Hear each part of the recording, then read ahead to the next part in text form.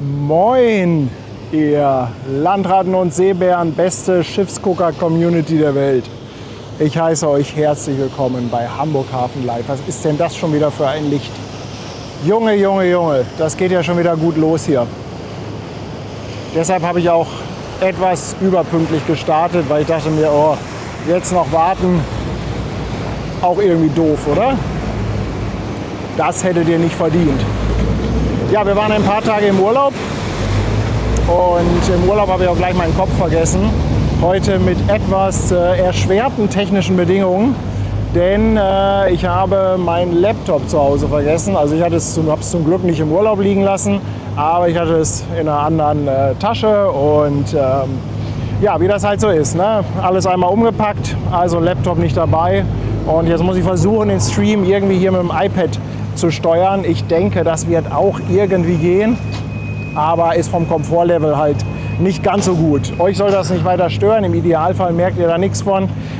Ich habe nur nicht ganz so viel Anzeigen und ja, kann halt nicht ganz so viel Chat lesen, beziehungsweise nicht ganz so viel spenden und so weiter. Was ich hier aber sehe, auf Twitch haut ihr schon einiges raus zum Partnerjubiläum. Ja, wir sind ein Jahr Twitch-Partner und da gibt es dann immer irgendwie so eine Meldung und dann kann man im Chat, glaube ich, einfach anklicken und dann kommt da so eine quasi so ein Standardbild raus. So, jetzt aber schnell der Fähre hinterher, denn das gute Licht spielt auf der Seite.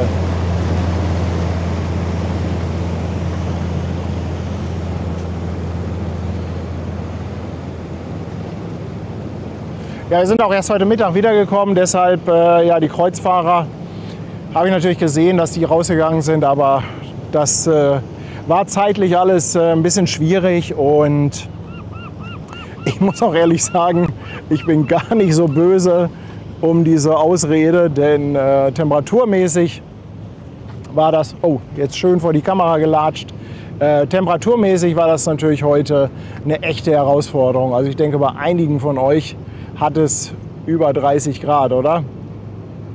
Und ich dachte mir, komm, wir machen lieber einen schönen Abendstream hier, genießen den Sonnenuntergang. Ich habe ja echt gehofft, dass wir einen kriegen, weil ihr seht das, über der Sonne ist auch eine ordentliche Wolkendecke. Also vorhin war die einmal weg und jetzt zum Glück zeigt sie sich aber noch mal. Das ist doch wohl der Hammer, oder? Also das ist, tja, was soll ich sagen? Sensationell. Alle wieder da. Mensch, der Möpentöter, perfekte Konkurrenz. Keks, Tommy, McBenzer, Kreativ-Andi ist da. Anke, Ivi, Matze, Sven, Marco, Antje Stechert, Elke, Christian. Meine Frau Tanja ist da. Da freue ich mich mal besonders drüber. Hans und die Maschine Sebastian Kolze. Der Fletenkieker, der Postbüdel, Akarin, Patrick 87, Dirka Wabe, Brigitte Strahlberger. Ach Mensch, Leute, ich freue mich immer, wenn ich euch wiedersehe. Ich würde euch liebend gerne alle persönlich begrüßen, aber es funktioniert leider nicht so richtig. Ja, wir haben auch nicht das Riesenschiffsprogramm. Da kommt, glaube ich, die Zenit Lumos oder so ähnlich. Die ist im Zulauf, da wird es wahrscheinlich auch schon ein bisschen dunkler sein. Dann geht eine Maersk raus, eine Triple E. Wir haben, glaube ich, noch Laura Maersk im Zulauf, etwas kleinere, ich glaube ein Feeder ist das von Maersk. Aber ich freue mich auf einen wunderschönen Abend. Also alleine hier jetzt zu stehen, René, der Miepelschubser ist da, Martin kommt auch um die Ecke. Also sind wir auch eine schöne, entspannte Runde hier. So.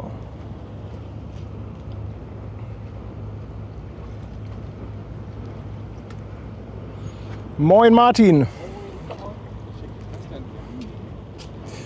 Ja, der Ronny ist seit 9 Monaten mit dem Prime Sub dabei. Moin Ronny. Moin Martin, hallo. Oh, das ist aber schön. Oh, ein Eis hat er mitgebracht. Das ist ja der Hammer. Stefan Voltmar, auch seit 12 Monaten auf der Reeperbahn. Dankeschön. Ja, wie gesagt, ich bin so ein bisschen gehandicapt hier mit den Anzeigen. Ich kann leider nicht alles sehen. Mike lässt 2,49 da.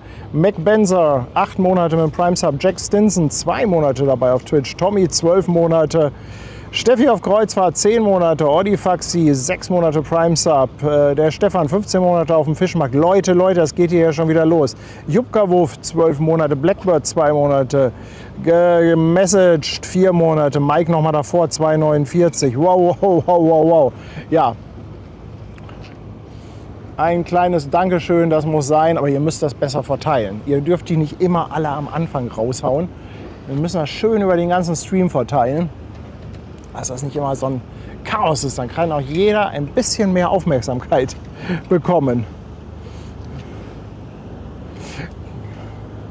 Basti, 13 Monate schon. Ja, ich danke dir, Basti, wie die Zeit vergeht. Und Germanicus NRW sagt, weiter geht's mit leichtem Rotstich. Hat das Bild einen Rotstich oder war das jetzt einfach ein Witz? Because of the Sonne. Hier haben wir die Mess Madita. Ach, guck mal, da haben wir ja vorne auch gleich jemanden am Arbeiten. Ich liebe ja solche Detailaufnahmen.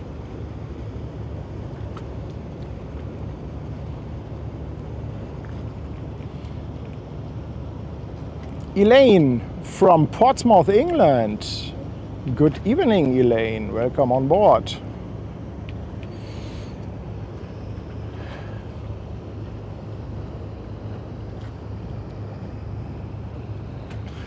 Martin, ich habe leider meinen Laptop vergessen. Oh. Wir müssen, wenn du gleich Kamera übernimmst, wir haben leider hier kaum Anzeigen, also kaum Vorschau. Ist alles heute ein kleiner Blindflug. Also ihr müsst immer in den Chat schreiben, wenn irgendwas gerade nicht läuft, dann ja, müsst ihr uns einfach ein klein bisschen unterstützen. The Man with the Iron Fist, 4 Monate, danke. Meister Röhrig, 14 Monate. Der Himmel ist der absolute Hammer. Absolut. Patrick 87, 2 Euro und schreibt, man hatte schon fast Entzugserscheinungen. Ja, so ist das. Und Richard, The Man lässt auch sein Prime Sub da. Vielen Dank, mein Lieber. Vielen Dank.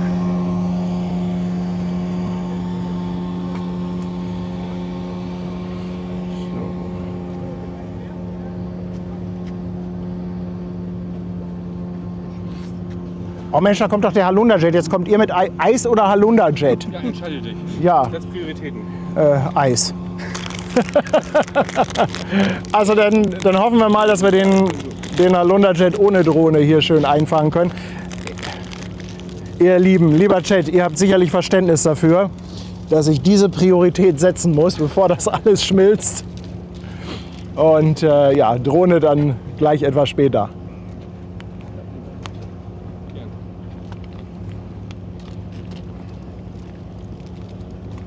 Auch schon leicht, ja, gut, ne? ist schon, hat schon eine gute Konsistenz, das Eis. Wo muss man die Kamera halten?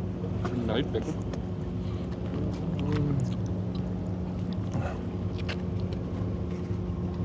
Ja, hier so ein schönes Mango. Ja, auf die Entfernung fokussiert er nicht, aber ist egal.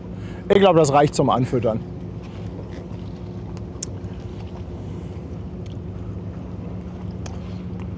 Wo ist Willi? Ja, gute Frage. Der fehlt heute Abend, definitiv. Definitiv.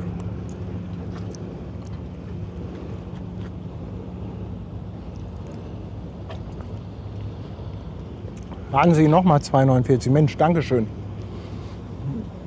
Kevin, 9 Monate auf der Reeperbahn. Schreibt danke für die tollen Bilder und für den Link zur Schahörn. Ja, war nochmal die Frage wegen Link zur Webseite von der Schahörn. Da fahren wir ja nächste Woche mit. Da muss ich aber aufpassen, dass es hier nicht tropft. Mhm.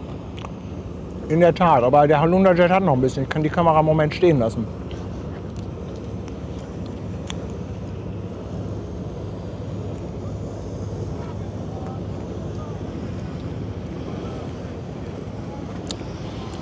Ja, danke auch für die vielen Glückwünsche auf Twitch zum Partnerjubiläum. Danke, danke.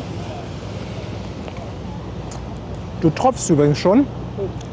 Und ich finde, die Kombination mit deinem weißen Hemd, die schreit quasi danach, dass das Eis gleich da drauf landet. Ich habe schon das Mittagessen gut Mhm.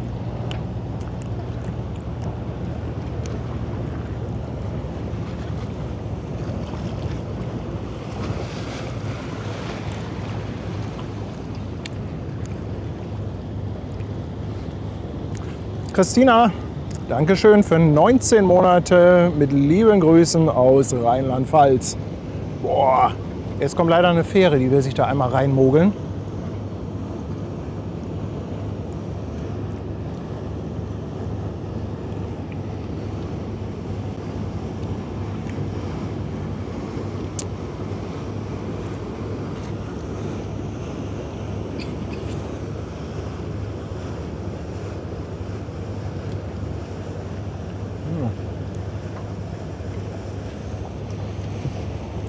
Es ist Martins Schuld, dass die Drohne nicht in der Luft ist.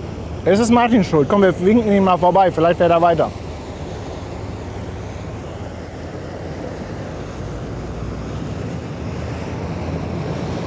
Jawohl, Vollgas.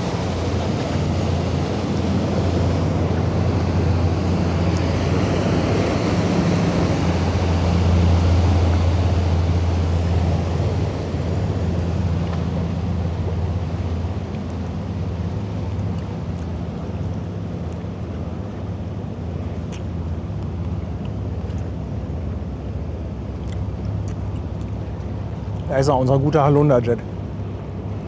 Das Gute ist, wenn das Eis so weich ist, kann man es auch extrem schnell essen. So. Jetzt bin ich aber wieder bei euch.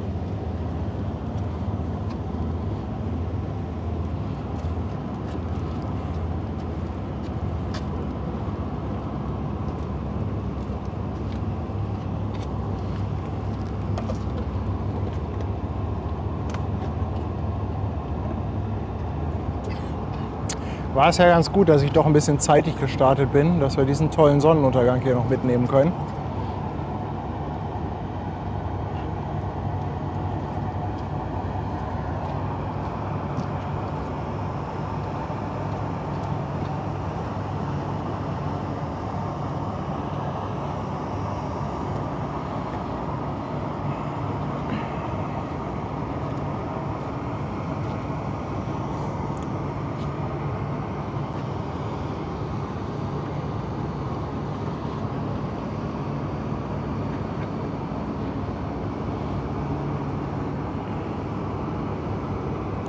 Nappi ist nächste Woche Montag auf dem Halunderjet.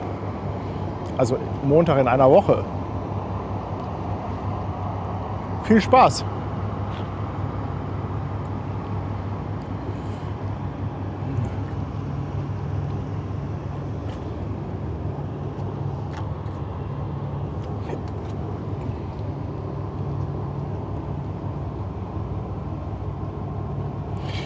Ja, Atami, es tut mir leid. Also AIDA, das hat heute zeitlich einfach nicht geklappt. Wie gesagt, wir waren in einem kleinen Kurzurlaub, sind dann heute zurückgefahren, haben natürlich auch schön ein paar Staus mitgenommen. Und das wäre echt eine heftige Hetzerei gewesen. Das tut mir wirklich leid. Aber wir können leider nicht jede AIDA mitnehmen. Das kriegen wir nicht hin. Und ganz ehrlich, bei 33 Grad in der Sonne, es wäre schon eine kleine Herausforderung gewesen.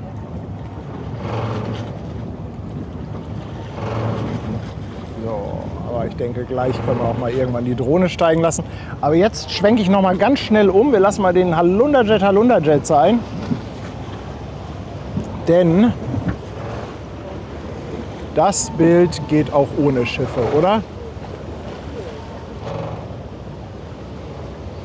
Oh, Moment, ich muss mal gerade am Weißabgleich drehen.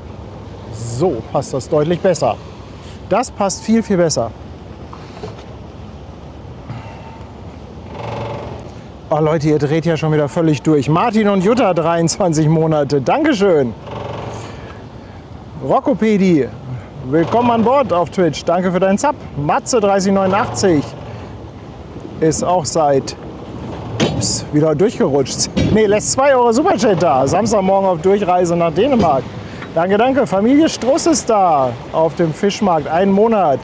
Danke, ihr Lieben. Rienchen, 5 Monate. Organisator Happy, 100 Bits für den Sonnenuntergang. Ja, der ist es, glaube ich, definitiv wert.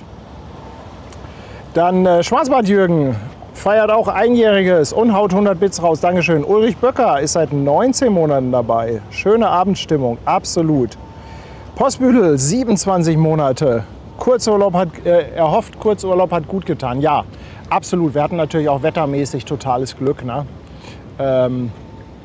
Also wettermäßig hätten wir es wirklich nicht besser treffen können. Und ich habe das eben schon gesagt, ich finde, das ist eine super Ausrede dafür, dass ich mit den Streams hier nicht bei 33 Grad in der Sonne stehen musste. Ich hätte es wahrscheinlich gemacht, aber naja. Immenfreund, 7 Monate. Sabine Hartmann auf der Speicherstadt jetzt 1 Monat. Dankeschön. Schwarzbart-Jürgen nochmal 100 Bits. Danke, danke. Dirk Bütow, 19 Monate. Ich bin all hier. Leiber dort as ohne Hamburg Hafen Live. Was ist denn das für eine Sprache? Ist das platt? Christoph Kuhlmann. Hey, eine verschenkte Mitgliedschaft. Jürg lässt 2 Schweizer Franken da. Wurstbrot Inferno, haut gleich mal eine 5er Subbombe raus für diesen tollen Sonnenuntergang. Und Moment, wo war ich? Genau, Wurstbrot Inferno, auch noch mal eine 5er Subbombe. Christoph Kuhlmann, ach, Christoph Kuhlmann hatten wir. Egal, Christoph, danke. Andi der Sattelschlepper, 15 Monate schon. Wir hatten alle schon Entzug. Leute, 3 Tage, ja? Ihr kommt doch auch mal 3 Tage ohne uns aus, oder? Aber es ist super lieb. Also wir freuen uns auch immer total auf die Community und wir quatschen auch immer unheimlich viel über euch. Wir reden sehr viel über euch. Ja. Sven Amts war mit der Tochter bei den Ripp-Piraten. War gut? Ja, war mega, schreibt er. Danke dir für 2 Euro. Der Hetzer, 13 Monate dabei. Danke für die tollen Momente. Macht weiter so. Und tschüss. 2 Euro Superchat. Vielen, vielen Dank, ihr Lieben. So, jetzt genießen wir das Bild ein bisschen. Wie lange die Fähre nach Helgoland braucht, ich weiß es gar nicht genau, wie die Fahrzeit ist. 4 Stunden oder so? Kommt das hin? Kommt das hin? Passt das? Erhard. Ich danke dir für 2 Euro. Dirk Bütow, zu dem Bild passt James Last. War auch nochmal 2. Danke. Und Manuela hofft, dass wir einen schönen Urlaub hatten. Hatten wir. Ja, 2 Euro. Danke, danke. Und Yves. Super Bild. Farben geil. Auch nochmal ein 5er. Danke, danke. Jens Peter, eine 5er Mitgliedschaft. Mann, oh Mann, ihr Lieben. Mann, oh Mann, oh Mann.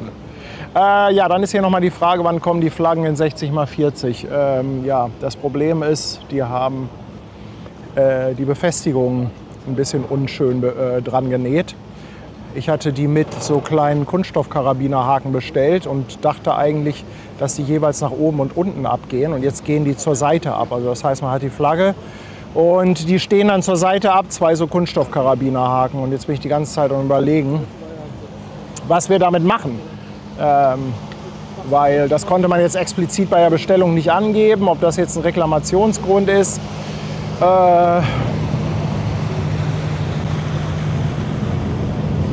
Ach, ihr wollt raus? Ach so. Also, vorbeiwinken nicht so gut. Hallo.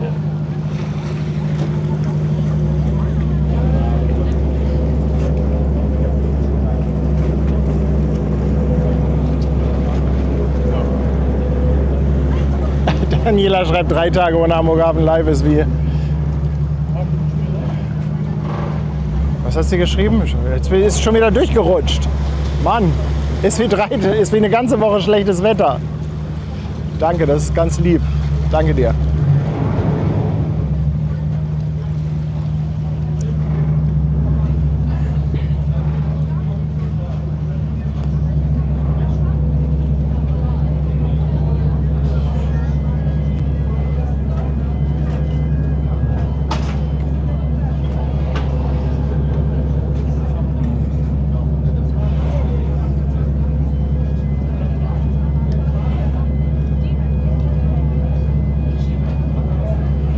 Ich komme nicht mehr hinterher, Leute. Ich komme nicht hinterher.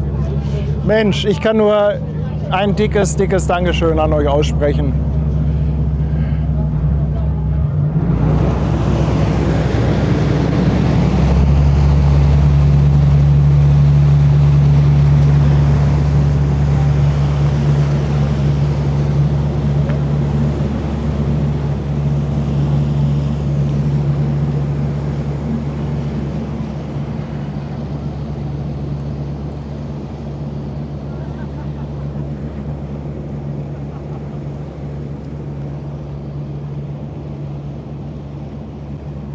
Ares grüßt aus dem Clipper Boarding House. Danke für 2,49. Ja, das ist cool. Das Clipper Boarding House. Das ist in der Tat sehr, sehr cool.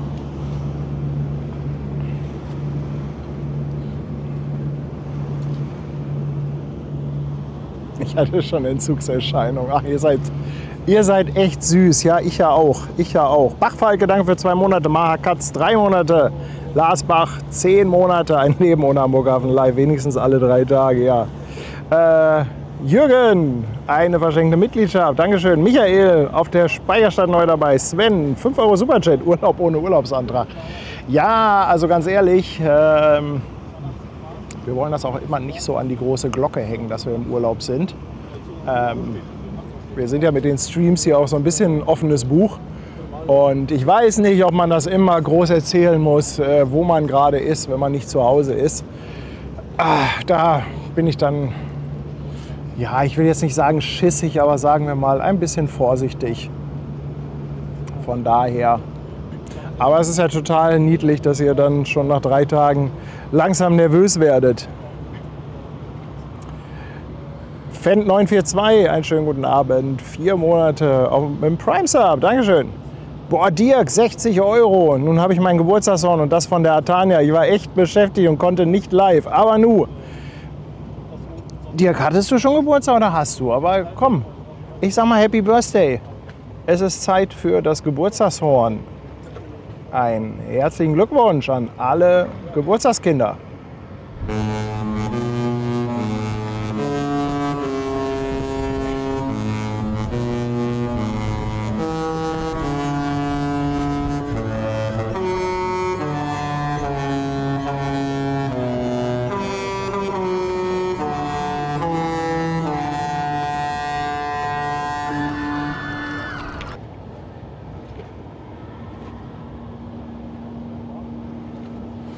Also Dirk, nochmal ein dickes Dankeschön und natürlich auch einen ganz tollen Geburtstag. Leon, danke für 5 Euro. Urlaub tat bestimmt gut. Ja, in der Tat. Ich habe auch nichts gemacht. Ja, wir haben auch 3 Tage uns um nichts gekümmert. Wir haben keine Nachrichten großartig gelesen. Hieß natürlich auch, dass wir heute, als wir nach Hause kamen, erstmal uns um Shop kümmern mussten und da ein paar Sachen raushauen mussten. Aber das ist ja auch alles, ich sag mal, positiver Stress und ich glaube, ihr werdet nicht gleich nervös, wenn ihr nicht nach einem Tag sofort eine Versandmitteilung bekommt. Steffi, 13 Monate auf Twitch, sei mir Bescheid drauf, ich danke dir vielmals.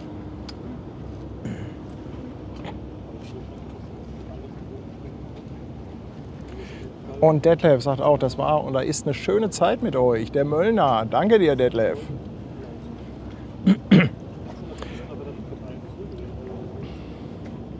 Ach, guck mal, da kommt auch ein Schleppi.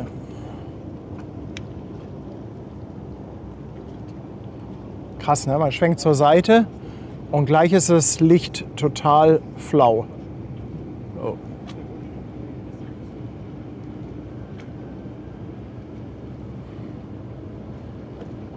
Ich werde auch gleich irgendwann noch mal die Kamera wechseln müssen, wenn es dunkel wird.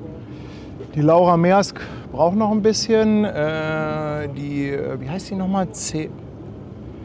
Lumos oder so? Zenit Lumos oder? Wie heißt das Ding denn nochmal? Ich kann mir mal den Namen nicht merken.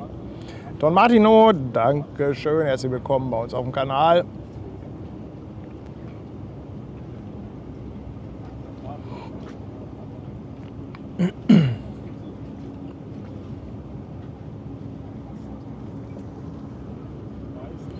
Reini feiert auch Jubiläum, immer super Videos, macht weiter so. Danke Reini.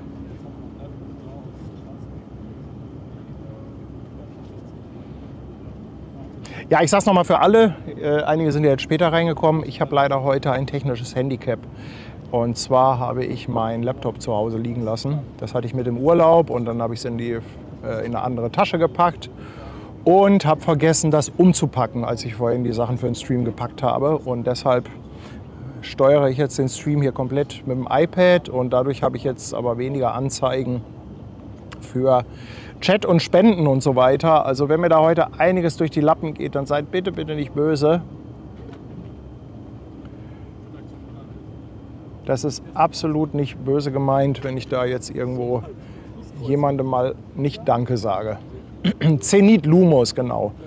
Wenn wir mal da ganz hinten gucken, das könnte sie sein, oder? Das könnte die Zenit Lumos sein.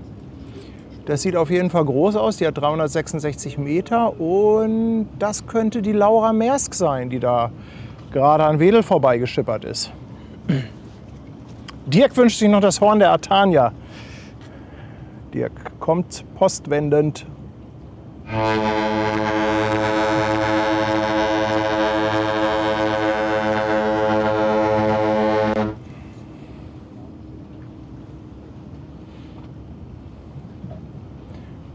Annette findet auch, dass es schön ist, dass wir uns mal einen kurzen Urlaub gegönnt haben.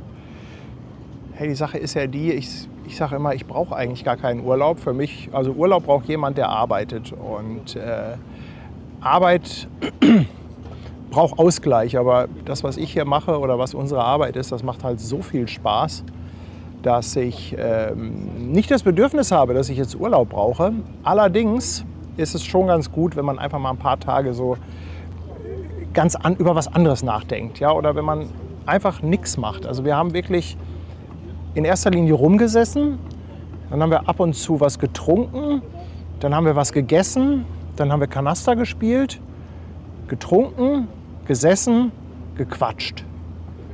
Und das war eigentlich so unser Programm. Also es war nicht so wirklich mega spannend.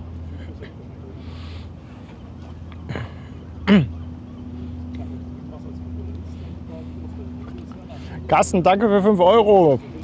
Wir sind heute auch von unserem zweiten Kurzurlaub in 2 Wochen zurück. Gut, wieder Hamburg Hafen live auf dem Bildschirm zu sehen.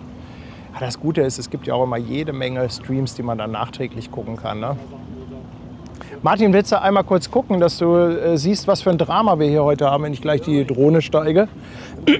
Also ich habe leider hier kein Vorschaubild. Ja. Der Stream läuft jetzt hier, also da sieht man quasi, welche Kamera gerade läuft. Ja, okay.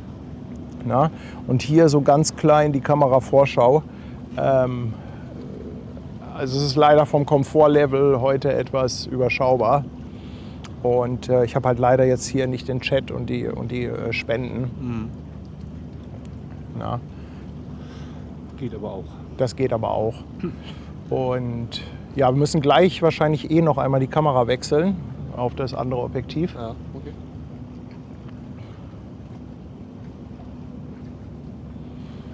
Aber einen kleinen Moment können wir noch warten. Aber Chat kriege ich eh nicht mit.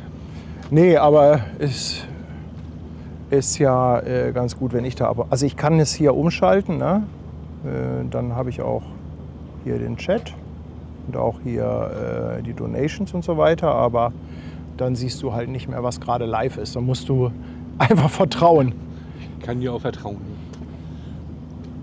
Oder die Zuschauer müssen mir vertrauen. Ja. Groma, danke für 13 Monate. Aber krass, ne? Wie der Sommer jetzt plötzlich so einen Endspurt hinlegt. Oder Zwischenspurt, hoffen wir mal. Ja. Hoffen wir mal, dass es das nicht dann war. Snakey, wir stehen heute am Bubenberg-Ufer wieder mal. Es kommt die Laura Maersk gleich rein, ein kleiner Feeder, die Zenit Lumos und ich glaube eine Maersk Triple E-Klasse. Geht noch um 23 Uhr raus. Tony, welcome on board. Thanks for 10 €.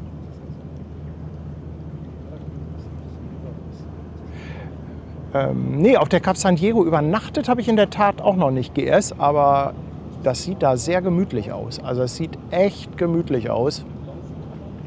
Also ich glaube, übernachten auf der Cap San Diego ist auch eine ziemlich coole Sache.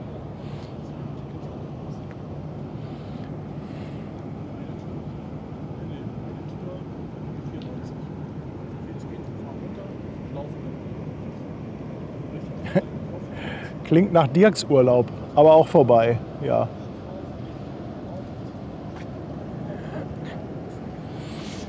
Ja, ach, ich muss euch auch noch was erzählen. Kleine Geschichte am Rande. Wir hatten ja das Kirschblütenfeuerwerk gestreamt. Ist schon eine Weile her, wann war denn das? Ende Mai, glaube ich.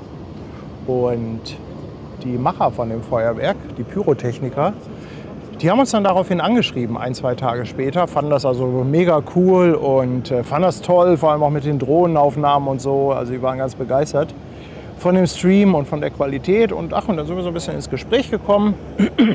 Hat uns dann auch versprochen, dass wir nächstes Jahr dann Infos vorab bekommen, wo der Ponton hingeht. Er hat mir zum Beispiel erklärt, dass der Ponton immer so positioniert wird, dass er für einen Empfang der japanischen Gesellschaft bestens positioniert ist. Und der war dieses Jahr halt an einer anderen Location an der Außenalster. So, mal gucken, ob wir den vorbeiwinken können oder will jemand raus?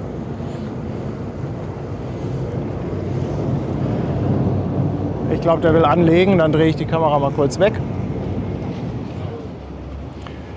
Ja, also auf jeden Fall haben wir da Kontakt zu bekommen und da er das so cool fand, hat er mich eingeladen. Am Samstag ist in Hannover ein internationaler Feuerwerkswettbewerb. Das sind mehrere Termine. Jetzt am Samstag ist das Team Kanada. Das ist wohl ein Riesending in den Herrenhäuser Gärten. 11.000 Gäste erwarten die. Das kostet sogar Eintritt. Und er hat mich dann gefragt, ob ich nicht Bock hätte, da mal hinzukommen. Ich habe dann ehrlich gesagt ein bisschen überlegt, weil ich war mir jetzt noch ein bisschen unsicher. Aber ich dachte mir, erstens ist Hannover, hat mit Schiffen nicht viel zu tun und passt vielleicht nicht so hundertprozentig zum Kanal.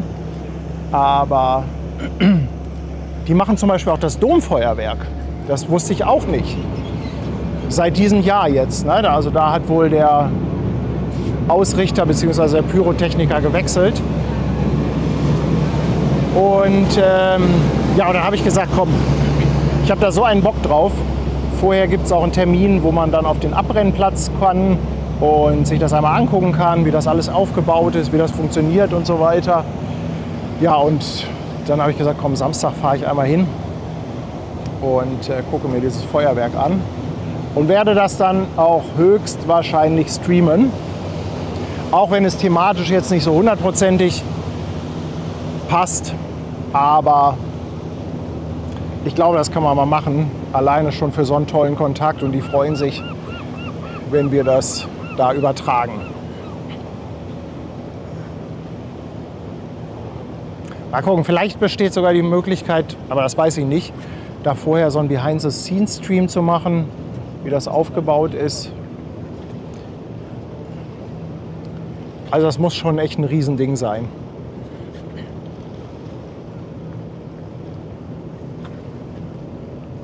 Und das ist echt krass, ne?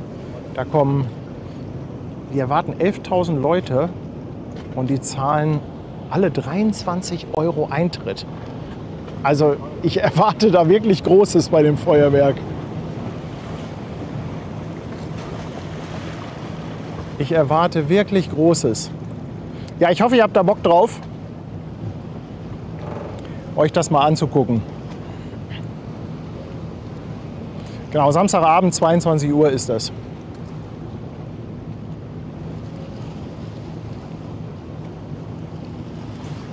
Ja, und vielleicht haben wir dann auch die Möglichkeit, mal beim Domfeuerwerk, mal einen anderen Standort. Vielleicht hat er auch Lust, mal was zu erzählen oder so. Und wer mich kennt, der weiß, dass ich ja so ein kleiner Feuerteufel bin. Martin, willst du gleich mal ein bisschen Kamera übernehmen? Dann könnte ich mal die Drohne klar machen. Kann ich mal gucken, ob wir da gleich mal ein Bildchen auf die Reihe bekommen. Baxim Roger ist auch seit einem Jahr dabei. Dankeschön. Snakey, die Fährlinie, die hier bei uns hält, das ist die 62. Und die Station hier ist das sogenannte Bubendai-Ufer. Kommt man sehr gut hin von den Landungsbrücken. 20 Minuten Fahrt oder so, 20, vielleicht 25 Minuten. Und ist sehr beliebt, quasi als kleine Hafenrundfahrt.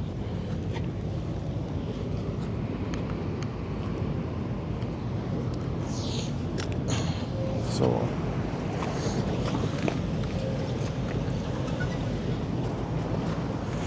So, ich lasse euch mal im Chat ein bisschen alleine. Und dann gucken wir mal, ob wir ein Drohnenbild bekommen. Zur Not kann ich auch über die beiden Kameras direkt gehen. Das ist okay. Ja, aber es ist ja ganz gut, dass du auch die Bestätigung hast, welches Bild jetzt wirklich live ist. Ja, das ist okay. Na, also du kannst zwar das Bild in der Vorschau sehen, aber du weißt ja nicht, was gerade live passiert.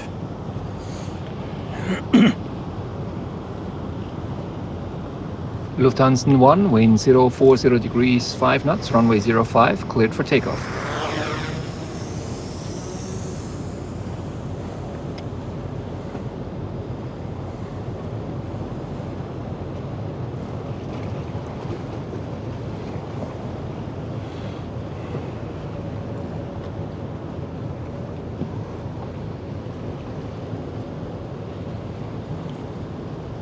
So, wir müssten jetzt auch ein Drohnenbild haben.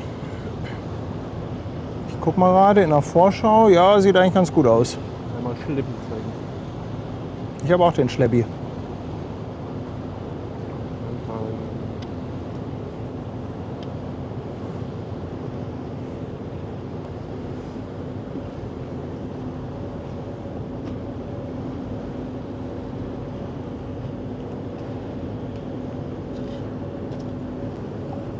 Oh, der ist aber so schnell, dem kann ich gar nicht so weit hinterher fliegen. Muss ich mal auf den Zoom gehen hier. Oh, Moment mal. So. Da haben wir den Schleppi.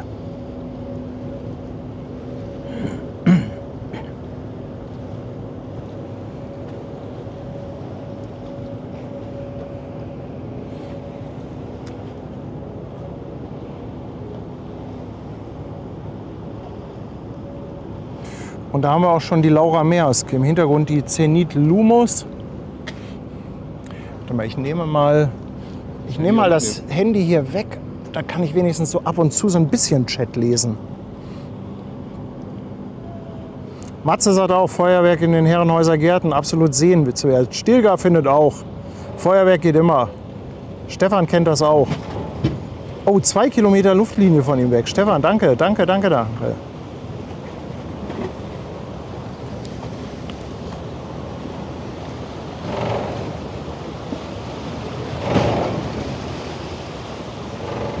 Ich denke, wir nehmen die Laura Maersk mit und dann wechseln wir die Hauptkamera einmal.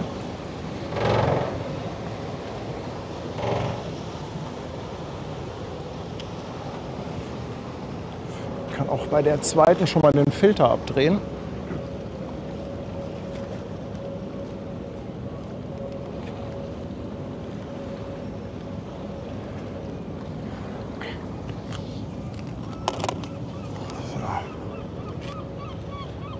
Oh, das ist auch hübsch. Toll aus, oder? Oh, hier so der Blick die Elbe runter. Wow. Wow. Ja, der Sebastian hat es noch mal rausgesucht. Laura Maersk hat 172 Meter Länge, 23 Meter Breite. Tiefgang von 9,20 Meter. Schade, dass da bei der Anzeige nicht immer die Teuzahl beisteht. Also wenn ihr so für die Schiffe, die kommen, wenn ihr Lust habt, da auch noch mal irgendwie so die Ladekapazität in Teu rauszusuchen, dann gerne immer her damit in den Chat.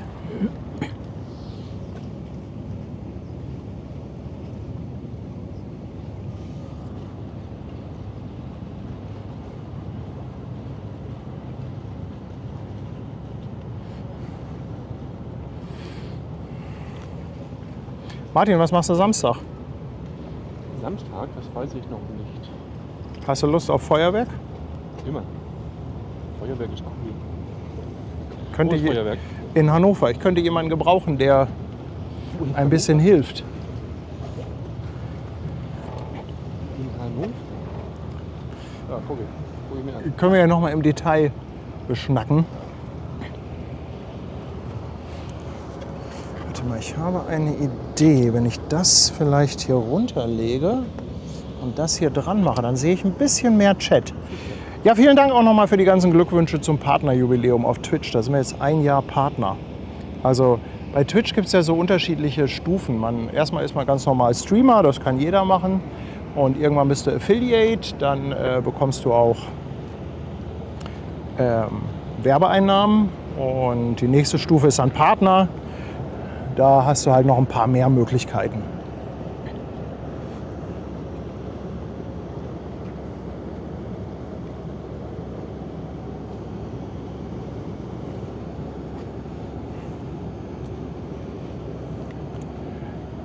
Leon, danke für deinen Sub.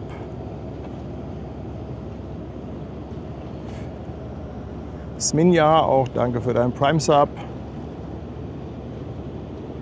Endlich wieder Schleppis gucken, ja. Ja. Christiane findet die Bilder auch gut.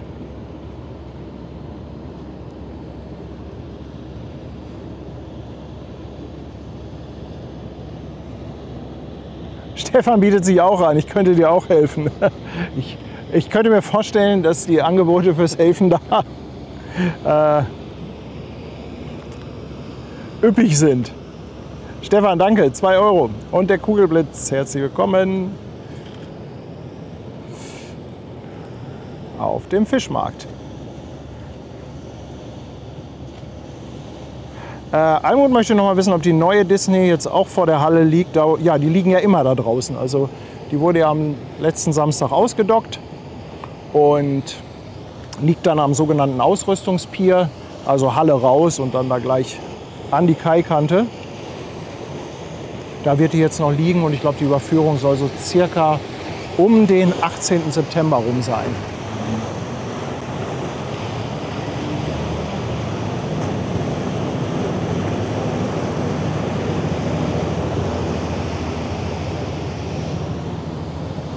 Almut, Dankeschön.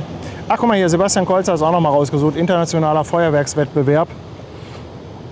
Ja, und das wird wieder eine Herausforderung, weil die haben mich schon vorgewarnt, dass das Netz dort regelmäßig komplett zusammenbricht, das Mobilfunknetz. Ich gesagt, ja, danke schön. Super. Das ist ja dann nichts für dich. Super, dass ihr mich fragt. Ich fürchte, da muss ich aus Sicherheitsgründen können wir da nicht in 4K streamen.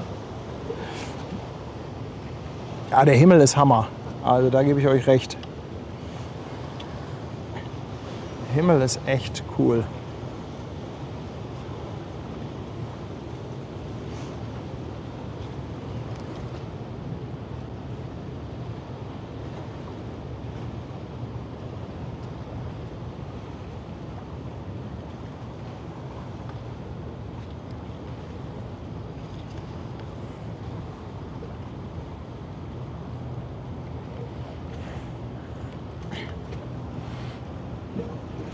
HD, liebe Grüße zurück nach Plön.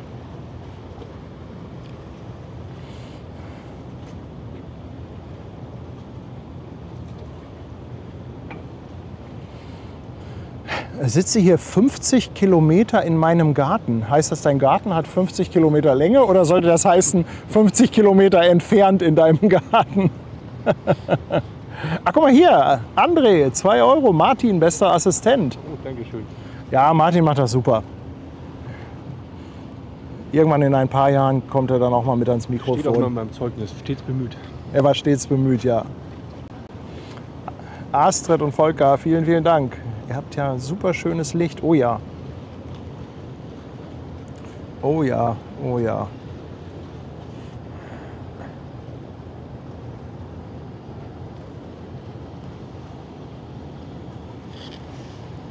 Jo, René ist ja auch hier, unser Miepelschubser, der war gerade auf Flusskreuzfahrt. Willst du was erzählen zu der Flusskreuzfahrt? Hast du Bock drauf? Machen wir, Fragen haben oder Ich gebe dir mal schnell ein Mikro.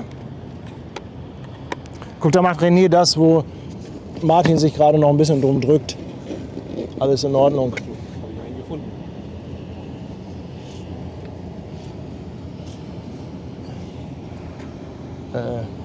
Sorry, ich habe gerade versehentlich was umgeschaltet. So. Moment. Martin, halt doch mal ganz kurz. Ja, guck mal jetzt. Kann ich auch ohne. Ich muss nur schnell das Mikro rausholen.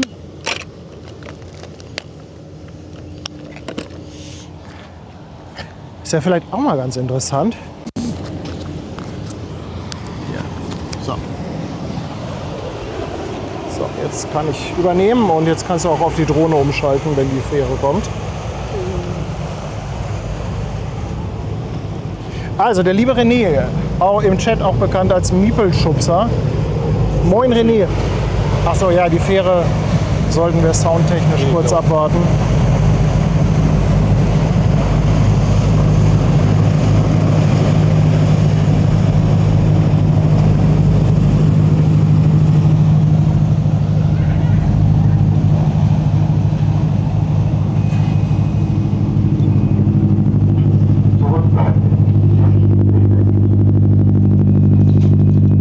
Christiane, Dankeschön. Eine verschenkte Mitgliedschaft. Jutta, das hat auch gucken schon von Beginn an.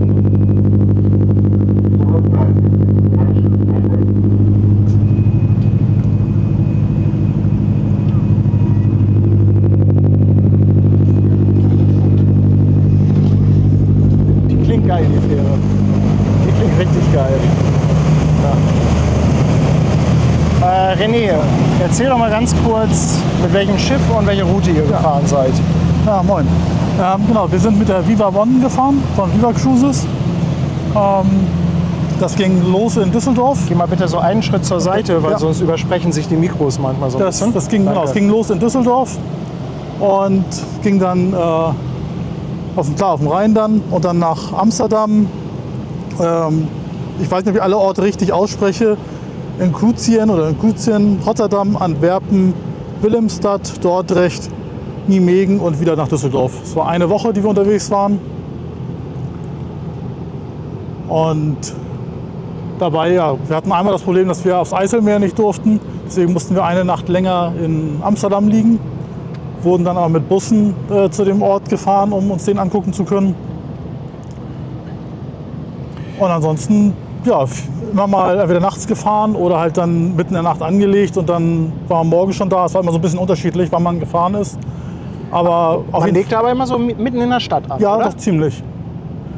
Genau. Also das heißt, du kannst von Bord gehen und bist eigentlich gleich in Laufweite von irgendwelchen Geschäften, Einkaufsstraßen oder ähnlichem. Genau, in Amsterdam, da war es fast am weitesten. Da lief man so zu diesem Bahnhof, der zentral da ist. Da lief man vielleicht so 15 Minuten. Aber ansonsten war das wirklich sehr, sehr zentral, überall in ein paar Minuten. Und in Dordrecht, ja, da hätte man einen Tick weiterlaufen müssen. Aber da gab es auch solche Wasserbusse, die man fahren konnte. Ah, cool. Kann man dann direkt per Karte einchecken, per Kreditkarte und wieder auschecken. Und dann kann man so eine kurze Tour damit machen. Klar, ähnlich wie hier vielleicht die Fähren, sind aber ein bisschen kleiner und viel für Fahrräder. Fahren aber auch recht weite Strecken. Also die fahren sogar wirklich bis Antwerpen, Rotterdam und so weiter, lange Strecken.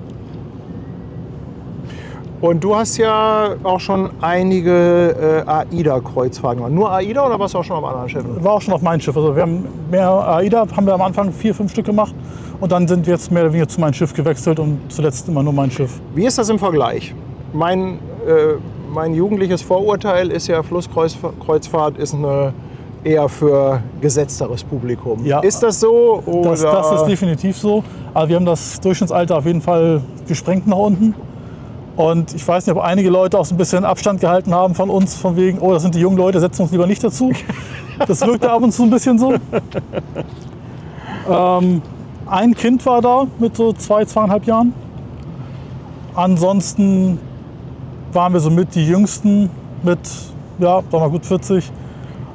Ich glaube, bestimmt 90% der Leute sind schon in Rente.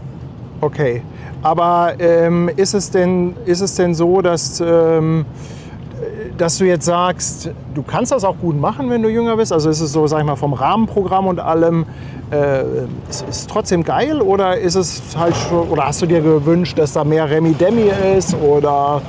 Ich glaube, es kommt sicherlich sehr darauf an, was man möchte. Erwartungshaltung, also wenn man jetzt wirklich Party machen will jeden Abend, dann ist das vielleicht auch nicht so die richtige Musik. Da ist dann eine Dame, die abends Klavier spielt. Oder einmal hatten wir so eine Gast-DJ, die dann 70er, 80er Jahre für 2 Stunden aufgelegt hat. Aber ansonsten, so zum richtig Party machen, glaube ich, ist das dann eher nichts. Aber um da irgendwie gemütlich an Deck zu sitzen abends bei Sonnenuntergang oder jetzt wir hatten Vollmond, beim Mondschein da zu sitzen. Und man sieht halt auf beiden Seiten was. Das ist natürlich der Unterschied zu so einer Hochseekreuzfahrt. Da siehst du halt nur Wasser. Ah, du hast auch erzählt, ihr habt irgendwie so eine kleine überraschende Hafenrundfahrt gemacht. Genau. Was natürlich mit einem großen Schiff nicht geht. Genau. Vielleicht mal vorab, wie groß ist das Schiff? Das sind irgendwie 130 Meter ungefähr. Das waren 170 Gäste. Und genau, es war in Antwerpen, als wir losgefahren sind. Plötzlich gucken wir aus dem Fenster und sehen, oh, wieso sind jetzt so viele Containerschiffe? Und der Kapitän hatte noch ein bisschen Zeit, weil die Schleuse war noch nicht bereit. Hat eine kleine Tour mit uns gemacht und ist einmal durch die großen Containerschiffe gefahren. Wir schnell an Deck, da mit ein paar Leuten gequatscht, stellt sich raus, oh ja, die gucken alle Hamburg Hafen live. Ist sehr lustig. Also schönen Gruß, wenn ihr es seht. Ja, aber ist natürlich cool, ne? Wenn der dann einfach sagt, komm, wir machen mal hier noch so einen kleinen Abstecher. Das geht natürlich mit so einem ausgewachsenen Kreuzfahrtschiff nicht. Vor allem, wir haben auf die Karte geguckt und dachten so, wo will der jetzt hin? Wir wussten das nicht. Es gab auch keine Ansage dazu oder irgendwas. Sondern plötzlich sehen wir nur, er fährt in so ein Hafenbecken rein. Und da waren bestimmt 5, 6 große Schiffe in dem Moment. Auch so ein 400-Meter-Schiff, gerade 2025 gebaut. Und dann drehte er um mittendrin und fuhr zu seiner Schleuse. Wie ist das so an Bord? Wie nahbar ist die Mannschaft? Ich habe das ja auf AIDA erlebt, mal gerade so auf die Brücke ist da ja eher nicht, ne? Eher mal so als Special. Ja, also die Brücke kann man natürlich, das ist ja oben, sagen wir, so ein kleiner Kasten drauf, den er noch für die Brücken hoch runterfahren kann. Wie so eine Barkasse, ne? Da kann man natürlich auf jeden Fall reingucken. Ob man jetzt wirklich rein darf, weiß ich nicht, ich habe jetzt da nicht gefragt. Der sitzt da relativ alleine, meist der Kapitän. Okay. Ich denke mal schon, dass wenn man da nett fragt, kann man vielleicht auch mal reingucken. Vielleicht nicht gerade in dem Moment, wo er in die Schleuse muss, aber in anderen Momenten. Und wenn sie in der Schleuse irgendwie ein bisschen festmachen oder anlegen, du stehst direkt daneben. Ja. Also klar, ein bisschen sperren sie ab, dass du dir nicht über die Füße läufst. Aber ansonsten bist du wirklich sehr nah dran und kannst das alles sehen. Ja, sehr cool.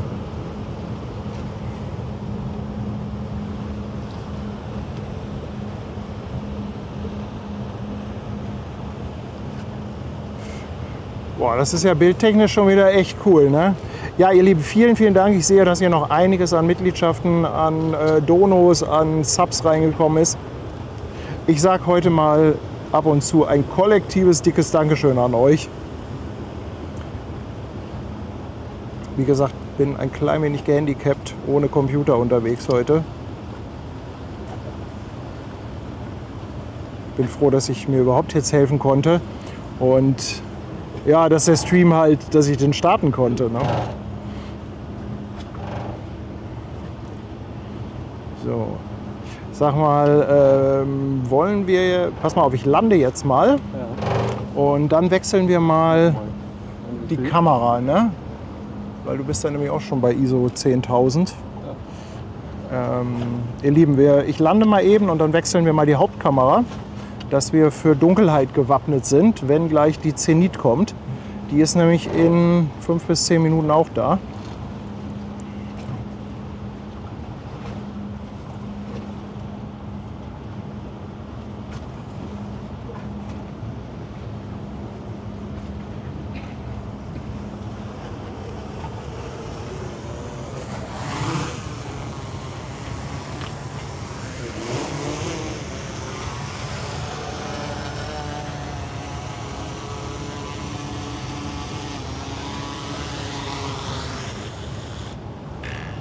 Okay.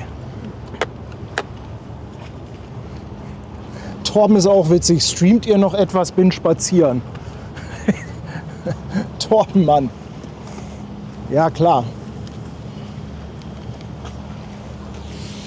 So. Ich sehe hier gerade noch eine Frage, was so eine Flusskreuzfahrt kostet. Ich glaube, das ist auch sehr, sehr unterschiedlich. Es gibt da viele verschiedene Anbieter mit verschiedenen Konzepten. Wir haben jetzt eine einzige gemacht bisher, da war all inklusiv. Bei anderen ist das anders, Getränkepakete wie bei AIDA oder sowas. Die Kabinen, also es gibt keine Innenkabinen, aber es gibt natürlich so Kabinen mit so einem ganz kleinen Fenster, wo man, glaube ich, wenn man in einigen Häfen liegt, dann nur die Hafenmauer sieht und das war's. Ah, okay. Weil man dann doch schon recht tief liegt.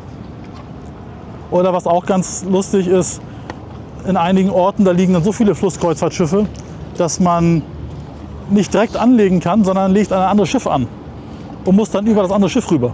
Ach so, also sozusagen im Päckchen, ne? Genau, da muss man bei sich irgendwie die Treppe hoch aufs Sonnendeck, oben ist eine Brücke rüber aufs andere, dann geht man da rüber und geht da raus. Und wenn man natürlich dann auf der Seite eine Kabine hat, wo direkt das andere Schiff liegt, dann kann man auch da vielleicht nicht unbedingt sein Fenster aufmachen, außer man will die Nachbarn begrüßen. Also von daher ist das mit den Kosten sehr, sehr unterschiedlich, was man will, oder auch Suiten oder welche Anbieter, welche Tour.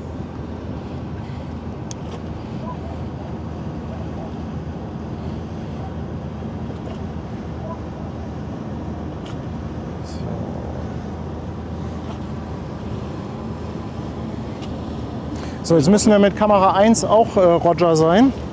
Und ich mache die Drohne gleich wieder parat.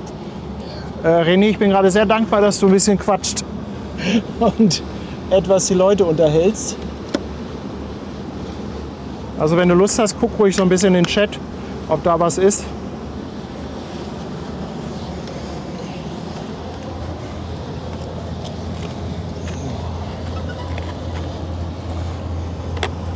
Hier steht gerade noch eine Frage, oder in den Familienkabinen.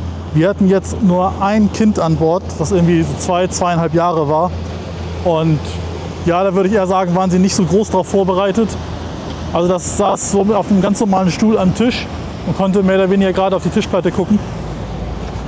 Und das mit Essen war da ein bisschen schwierig. Aber die waren, also das Servicepersonal war sehr, sehr bemüht, da alles richtig für zu machen und sich um zu kümmern. Aber vielleicht nicht das Beste für kleine Kinder. Gibt es da noch nicht so viele Angebote.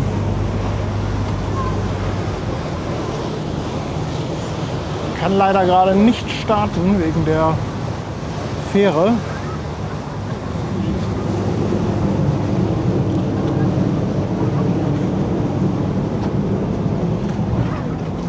Mal gerade gucken, was der Weißabgleich hier sagt. Ah, der ist noch auf Nacht, das passt eigentlich vom letzten Stream noch.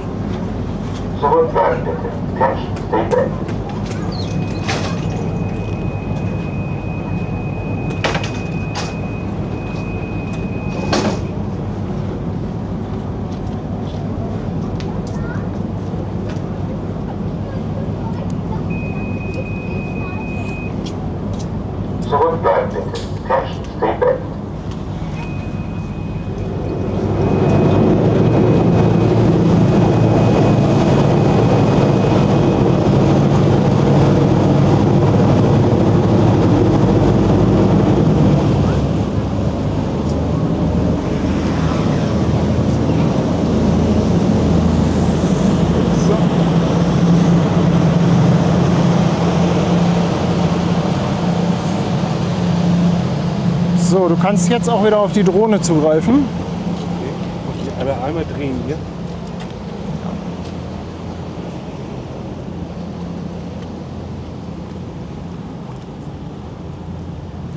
Können wir auch noch so ein bisschen.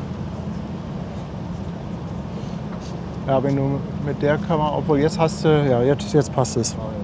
Ja, man muss so ein bisschen gucken mit dem Weißabgleich, aber.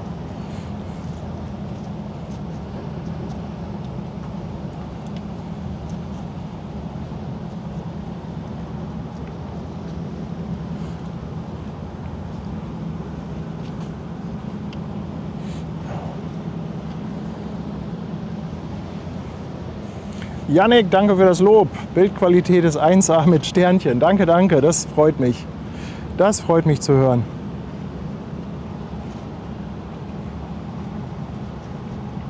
Iserlohn auch noch 27 Grad, Frankie. Ja, heute ist wieder Tauwetter für Dicke. Wahrscheinlich heute auch schon wieder 1 Kilo abgenommen. Ja, aber ist ja dann nur Schweiß, ne? Es ist ja nicht so richtig nachhaltig. Ja. Carsten fragt hier nochmal, wo mal bekommt man das Sticker-Set? Vielleicht können ja unsere lieben Moderatoren gleich nochmal den Link posten. Wir haben ja so Emojis, so Sticker-Emojis.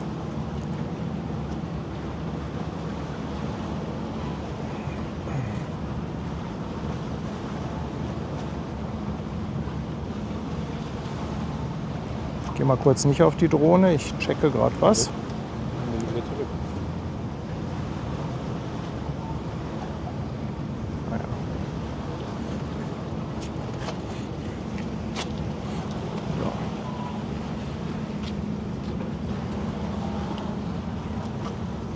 Martin bewaffnet sich auch gleich mit der Fotokamera. Absolut.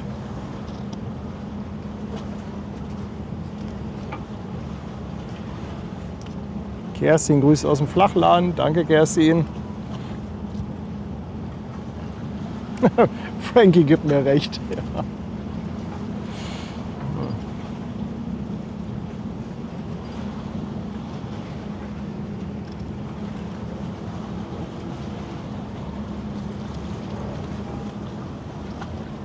Aber jetzt zum Abend hin ist das echt schön. Also ich glaube, wenn wir, die Independence ist ja schon um 16 Uhr rausgegangen. Ich glaube, wenn wir um die Zeit hier gestanden hätten, dann hätten wir echt Spaß gehabt.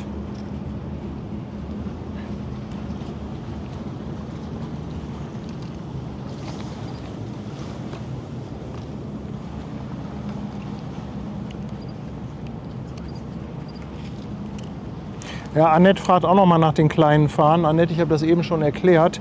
Die sind leider nicht so ganz gekommen, wie wir uns das vorgestellt haben. Also die Fahnen selber sind super, aber die haben zwei so Karabiner. Eigentlich sollten die nach oben und unten gehen und die gehen jetzt aber eher zur Seite. Und jetzt sind wir mal überlegen, was wir damit machen. Ob wir die trotzdem mal in den Shop stellen und ihr dann letztendlich entscheidet und sagt, also kann ja jeder selber entscheiden, ob er die dann kauft oder nicht.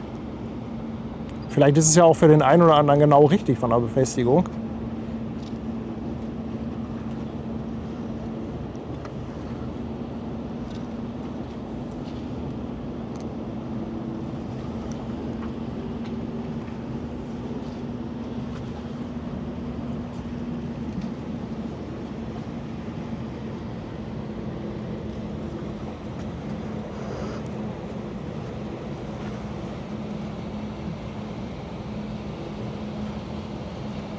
Ich kann sie ja mal irgendwann einfach mitbringen in den Stream und dann guckt ihr einfach, wie das ist. Und dann sagt ihr, Mensch, kann ja jeder selber entscheiden, kaufe ich oder kaufe ich nicht.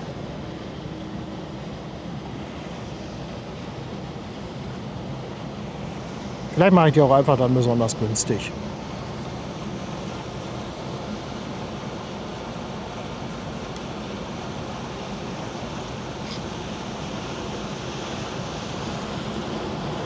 Ich habe da leider auch immer so einen Tick. Ne? Manch einer würde sagen, ach, hättest du nie was gesagt, hätte keiner gemerkt. Aber es, ja, das ist halt so mein persönlicher Tick. Ne? Ich möchte das immer genau so haben, wie ich mir das vorstelle.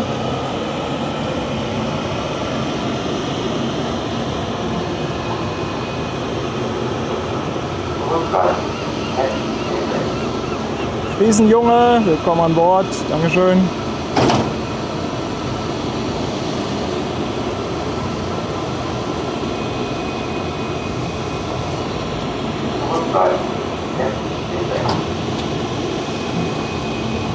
Boah, das Licht ist echt Bombe. Ich würde mal gerne noch ein Foto machen. Könntest du gleich mal die Kamera umschalten einmal?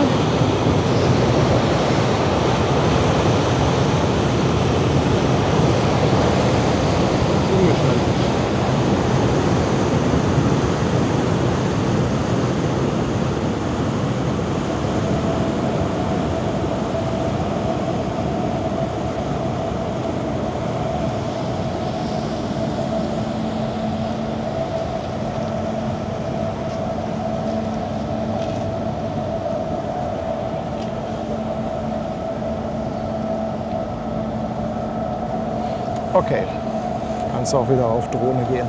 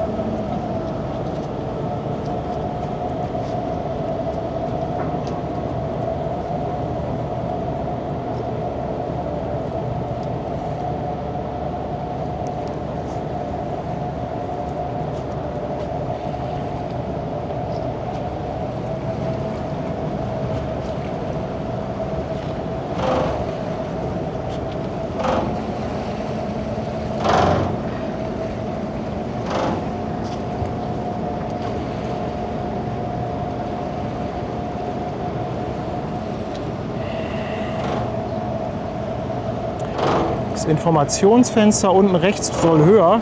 Muss ich mir mal in Ruhe angucken. Da ist irgendwas drüber. Schrieb gerade jemand. Muss ich mir in Ruhe mal angucken. Das ist... Bitte seid nicht böse. Ich bin gerade so ein bisschen... Also gerade heute, wo ich keinen Laptop habe. Gerade ein bisschen schwierig. Alles mitzubekommen.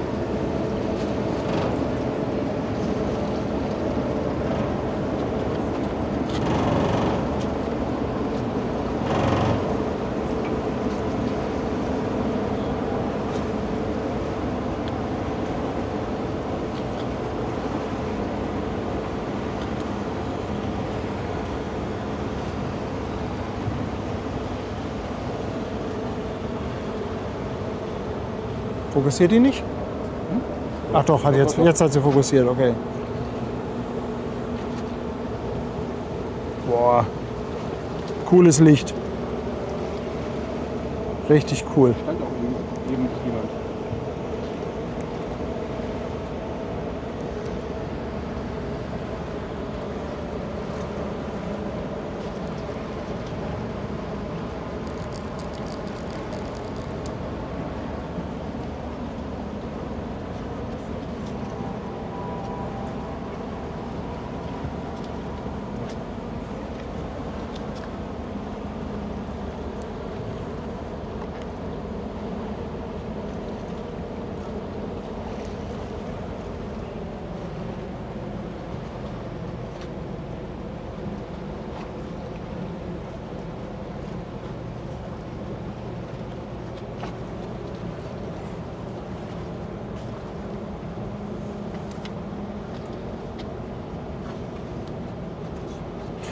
Die geht zum Eurogate, also kann auch sein, dass sie die auf der Elbe drehen.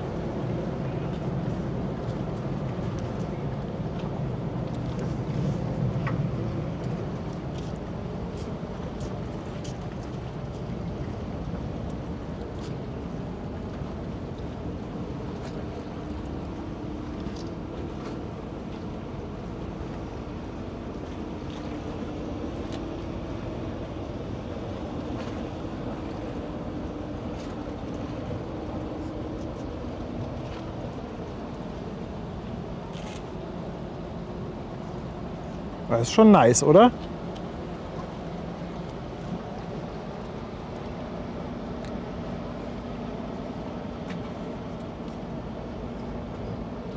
Das ist schön. Boah, auch die, guck mal, der Schlepper da unten, ne, in dieser Spiegelung. Richtig gut aus.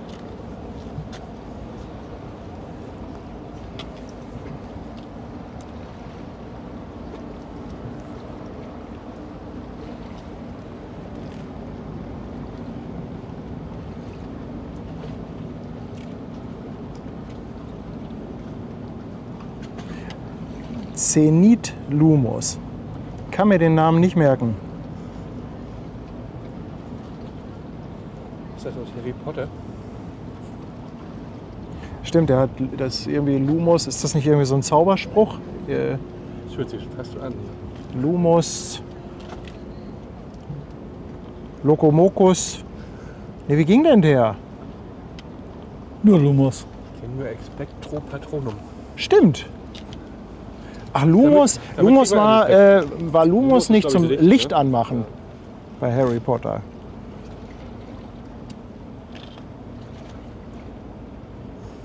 Wo sind die Harry Potter Fans?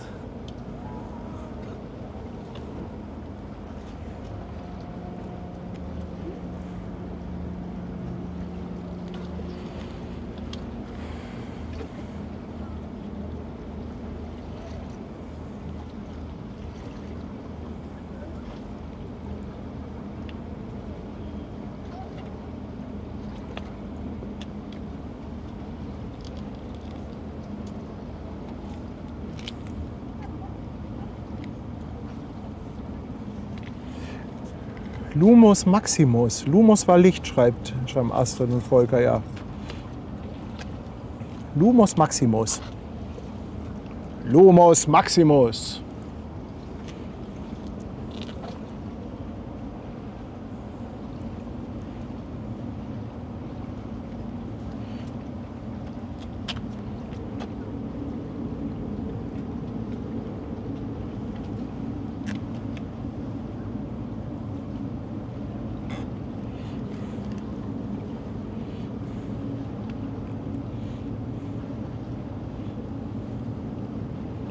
Julius schreibt, dass er auf Ware wartet, die auf der Zenit ist. Ja, dann ist sie ja... Wie lange dauert das, bis man die Ware hat? Also wenn die jetzt entladen wird, ich könnte mir vorstellen, 2 Wochen muss man dann trotzdem noch warten, bis man die hat, oder?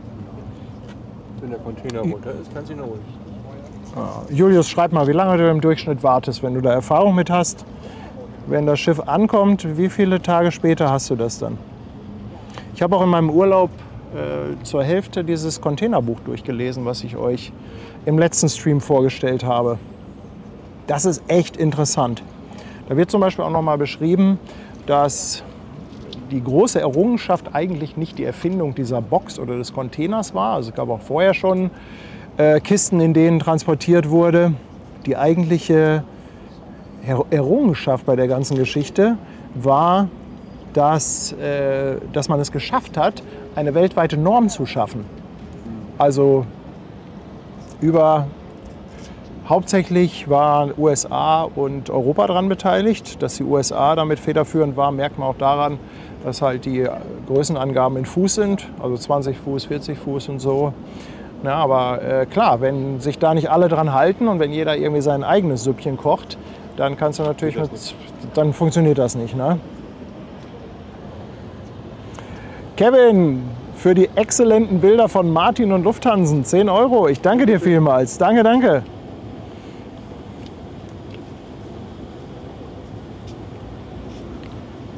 Kannst du mir gerade das Mikro abnehmen oder stumm schalten oder so? Achso, das Mikro willst du wieder loswerden? Ja. Dann nochmal. Ja, ich mach das.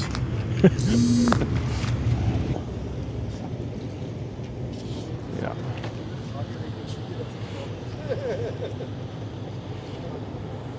Ja, nur die Zoom-Objektive, die sind bei Dunkelheit wirklich ein bisschen schlechter, aber es geht ja auch so ganz gut. Kommt man nicht ganz so dicht dran. Egal.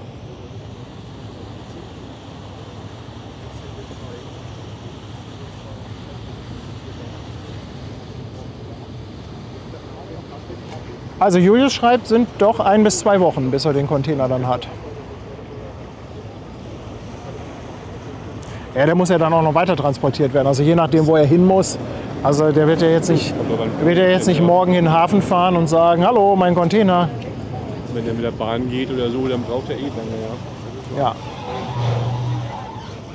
Der Sebastian hat den Link nochmal gepostet. Also das Buch heißt Container, die globale Box. Wirklich ein sehr, sehr schönes Buch. Da geht es nur um die ganze Geschichte, Entstehungsgeschichte des Containers. Und was ich auch ganz interessant finde in dem Buch, die haben einen Container von einem Fahrradhersteller aus Deutschland. Also der ist ein deutscher Fahrradhersteller, der lässt aber die Rahmen in Taiwan bauen. Und den Container haben die komplett verfolgt in dem Buch. Also vom Beladen, Abholung, aufs Schiff, wurde nochmal umgeladen auf ein anderes Schiff, bis er dann wirklich am Ziel angekommen ist. Und das ist schon echt interessant. Also das einfach mal so erklärt zu bekommen, was mit diesem Container alles passiert.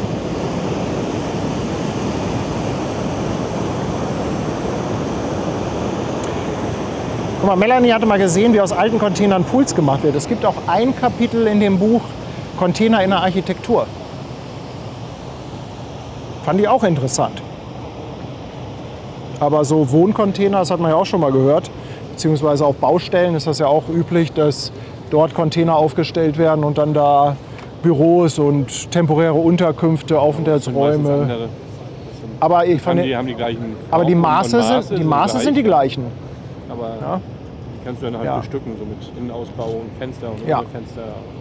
Aber die müssen ja auch transportiert werden. Ja. Wahrscheinlich dann meistens eher mit LKW oder Zug. Und dafür ist es dann natürlich schon ganz gut, wenn die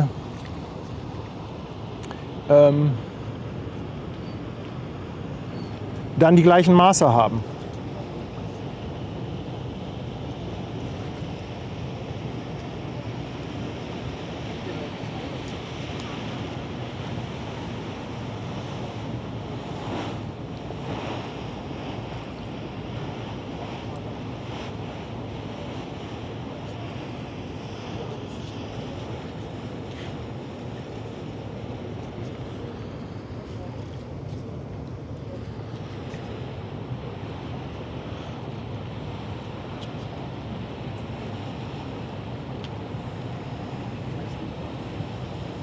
Ja, Schiff wird gedreht.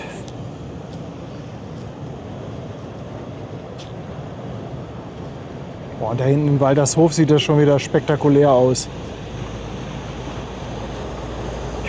Ich habe da gerade umgeschaltet, sorry, habe ich dir nicht gesagt. Also, hätte ich auch sehen können. Passt schon.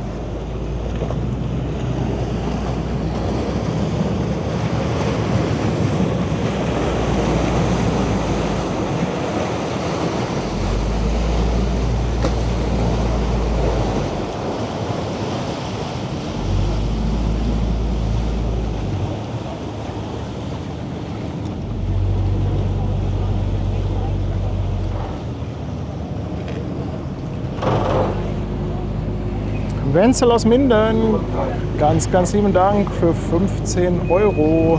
Dankeschön. Ja, guck mal hier, Krankenhäuser werden auch aus Containern gebaut. Also ich glaube, die werden sehr, sehr vielseitig eingesetzt.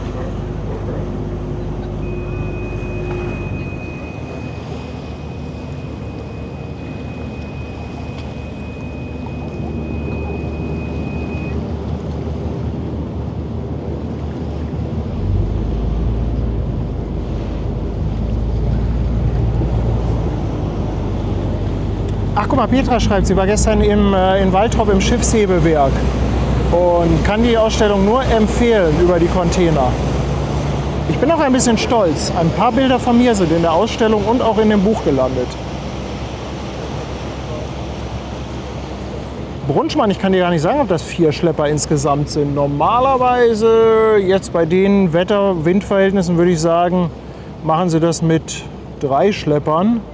Aber da müsstet ihr einmal aufs AIS gucken. Andi, danke dir. 2 Schweizer Franken, danke. Oh, Nick hat Buch bestellt. Dankeschön. Ja, wir haben so einen kleinen Affiliate-Link. Da gibt es so ein bisschen Provision bei Amazon. Aber ansonsten habe ich da nichts von. Ihr könnt das natürlich auch gerne beim Verlag bestellen. Wenn ihr sagt, ihr wollt Amazon nicht unterstützen, kann ich auch verstehen.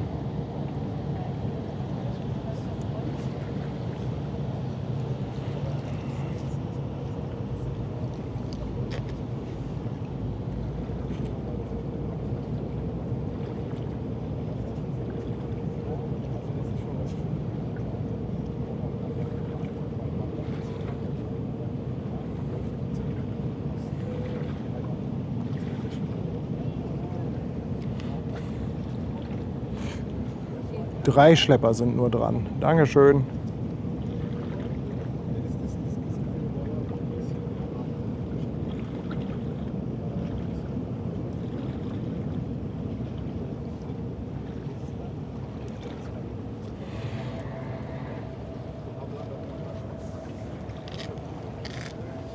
Geh doch noch mal auf die 1. Ich glaube, das sieht jetzt von der Seite auch ganz cool aus.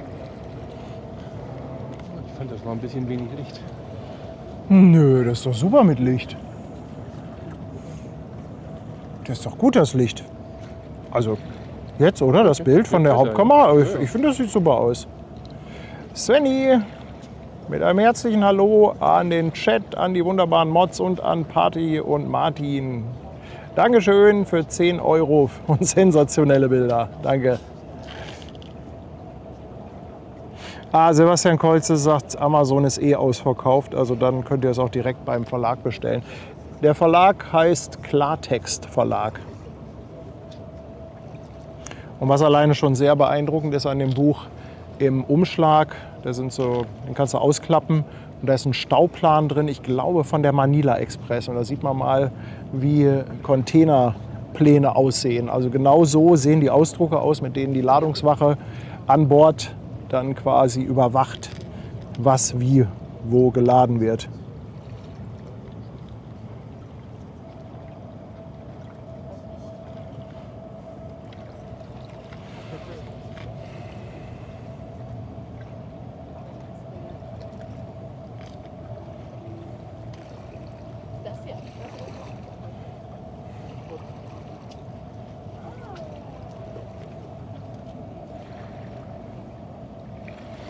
Christopher ist heute Abend zum ersten Mal hier. Moin Christopher, schön, dass du da bist. Ja, Annette, die kleinen Bücher, die wir bei einer Kaffeebestellung dabei legen, das war mal so eine Idee von mir. Ich habe mal insgesamt 12 Ausgaben von so Mini-Fotobüchern gemacht, weil man hat so viele Fotos. Fängt das an zu regnen? Hoffentlich nicht. Hoffentlich Wie nicht. gesagt, war's. Ja, doch, tatsächlich. Aber bitte nicht jetzt. Was ist los? Aber bitte nicht jetzt und bitte nicht viel. Ich habe keinen Schirm hier. Ich muss einen aus dem Auto holen. Der ist im Auto. Ob ich mal einen Schirm hole? Einfach mal so zur Not. Ich hab meine Drohne. Ja. So, dann ich lande mal schnell und dann hole ich mal zur Sicherheit einen Schirm aus dem Auto.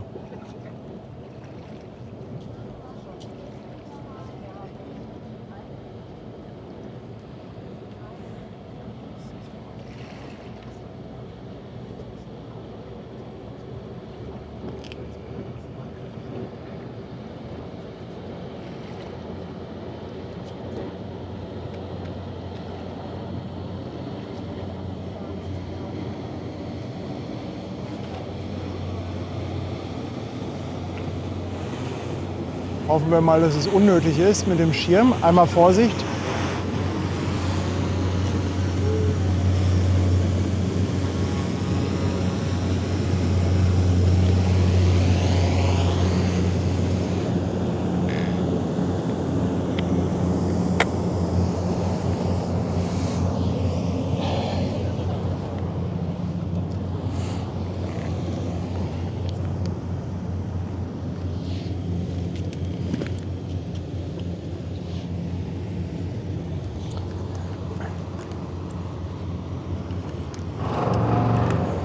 Ihr Lieben, ich lasse euch mal mit Martin einen Moment alleine und gehe mal lieber auf Nummer sicher einen Schirm holen. Bin in 5 Minuten wieder da.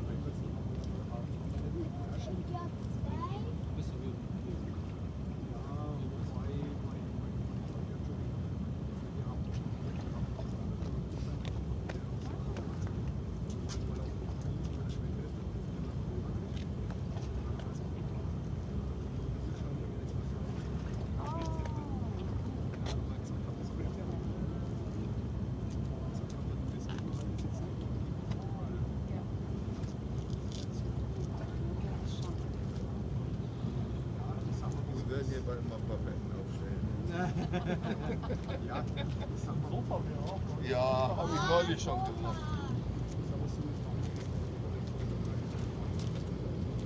Auch wenn er den Schirm hat, kann er es auch tun.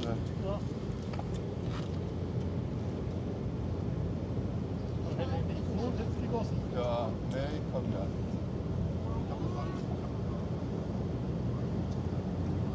Jetzt bin ich hier, jetzt gibt es keinen Regen mehr. Das ist der Plan. Ja, Wenn du Schirm hast, dann hat regnet einer es schon nicht. erzählt. Der weiß, der ist gut involviert, der Mann.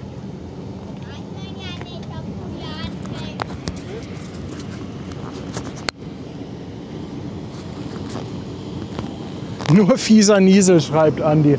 Achso, komm, jetzt machen wir erstmal ein Foto hier. Ja, los. Komm her. Wow, das ist Hier so ein bisschen genial. ins Licht. Mein Gott, wir sind extra wegen dir hier. Das ist aber schön. Das ist echt genial.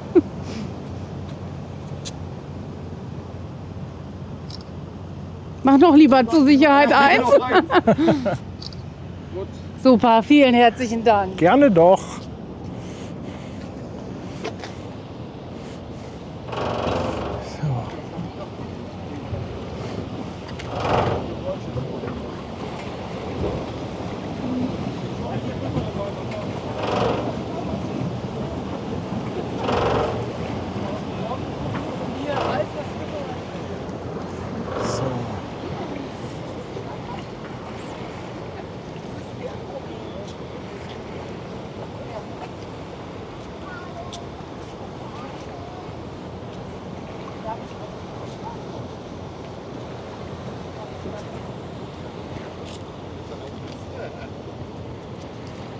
Ja, genau, und das wenn wir da waren.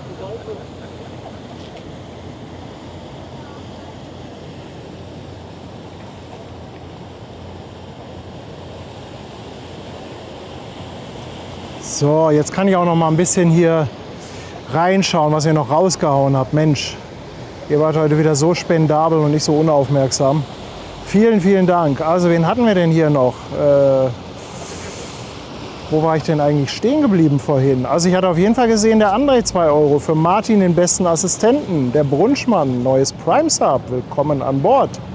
Astrid und Volker, 11 Monate. Christiane Heinbokel hat eine Mitgliedschaft verschenkt. Dann war die Jutta, einjähriges. Gucken schon von Beginn an. Funfair, 13 Monate auch. Christian Dorn, ein neues Mitglied auf dem Fischmarkt. Willkommen. Sandra, 15 Monate auf dem Fischmarkt. Dirk Bütow, 5 Euro Superchat. Hamburg Hafen Live ist schuld, dass ich gerade nicht auf der Havel bin. Dirk, du und deine Havel immer. Und Pagorovic, herzlichen Dank für die Verlängerung von deinem Prime Sub, 5 Monate schon. Kerstin, liebe Grüße aus dem Flachland. Vielen Dank dafür, 5 Euro. Annette, 2 Euro Superchat. Ach, das hatten wir schon, ne? Gibt es die kleinen Fahnen schon. Ja, genau, der Konzertgänger, seit 15 Monaten dabei. Danke für die nette Post vor ein paar Tagen. Immer wieder schön, die Streams zu sehen.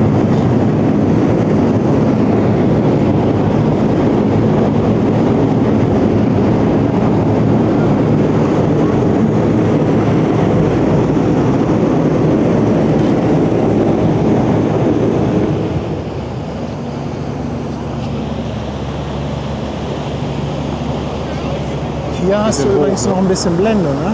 Das ist ja eine 2.8er.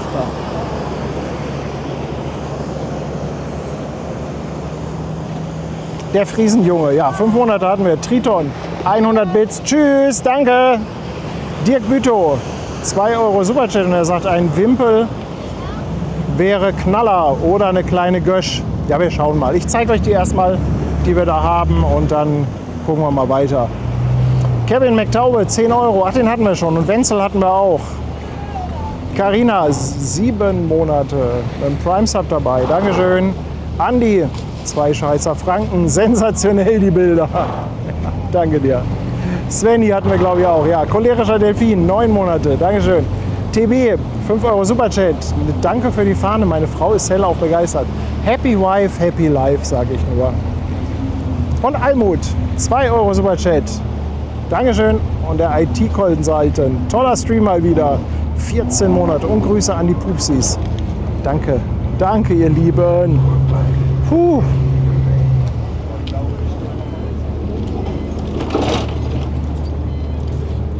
Ja, Zenit Lumos ist jetzt im Hafen, beziehungsweise in Waltershof. Ich kann gleich irgendwann noch mal die Drohne starten, dann können wir noch mal gucken, ob wir da etwas reinschauen können. Ich muss allerdings mal gerade was für den Akku tun. Ach, steht das bei dem Licht echt noch?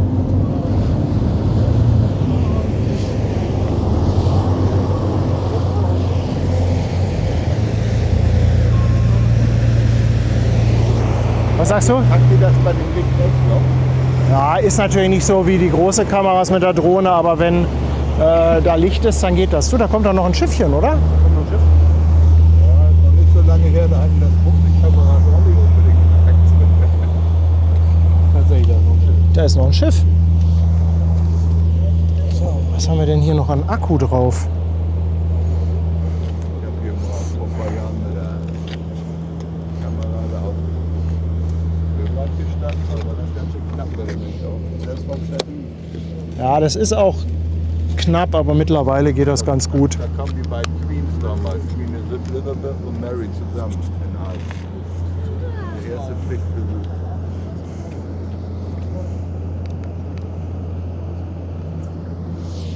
So. Und der hier die Belichtungsmethode. Ja, der hat die Belichtungsmethode, da musst du hier nach unten und dann hier drehen.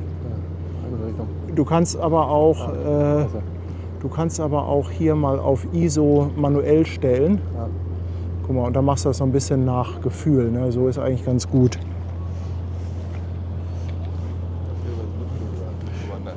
Das ist ganz lieb. Ja, lass mal nachher machen. Ich wollte jetzt noch mal. Bevor der die Sonne weg ist. Alter Schwede, du kannst das aber eilig.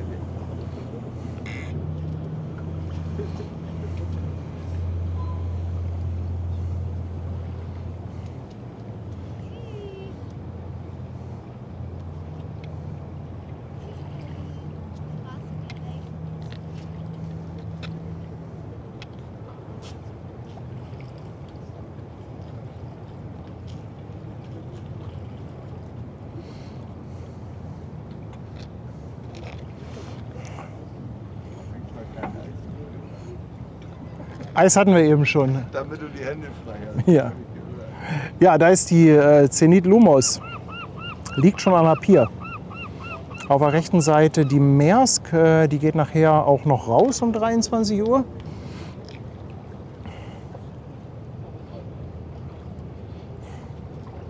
So, und dann kommt da ja noch ein Schiffchen.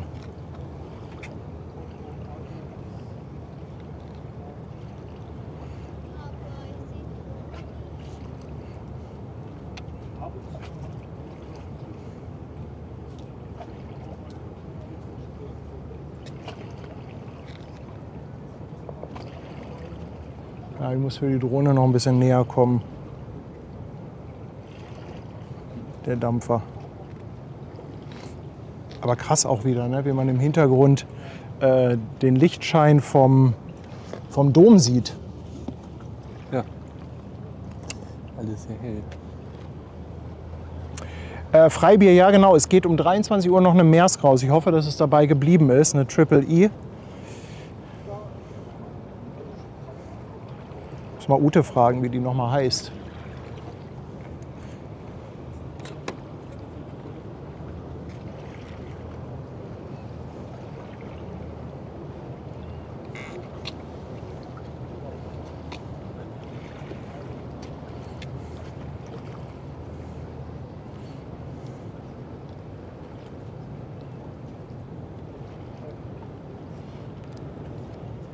So, das hier ist die AAL Melbourne mit 194 Metern. So, jetzt habe ich auch gleich ein Drohnenbild wieder.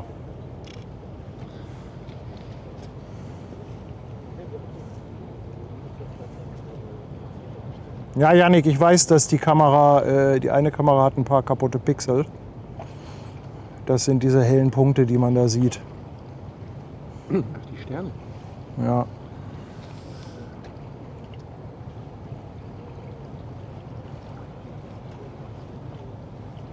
Drohne. Okay.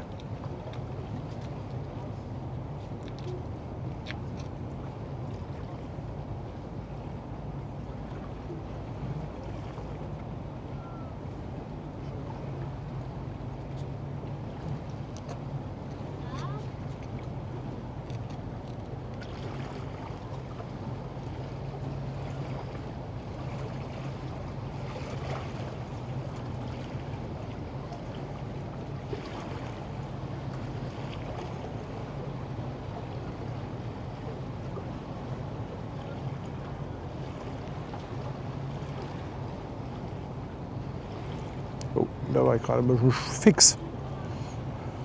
Aber der Lotse ist gerade dran.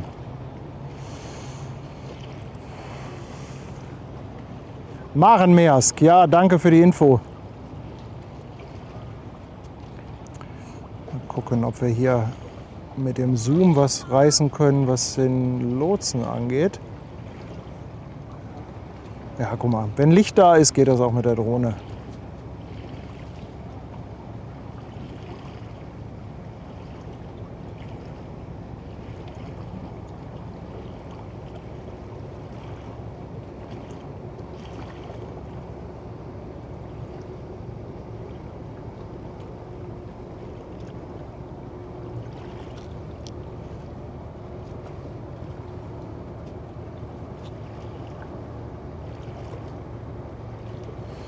Das schöne neue Lotsenboot.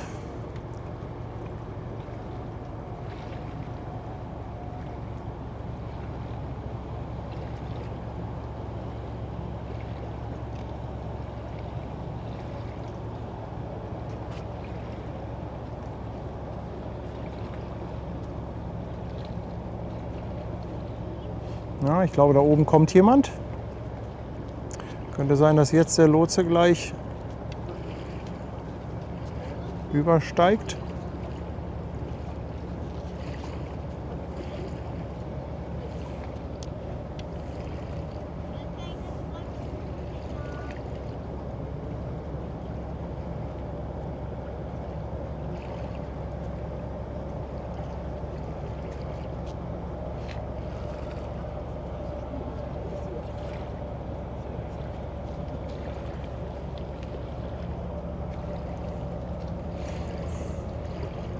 Na, wer hat Bock da zu klettern? Ich finde das ja geil. Also ich mache sowas sehr gerne.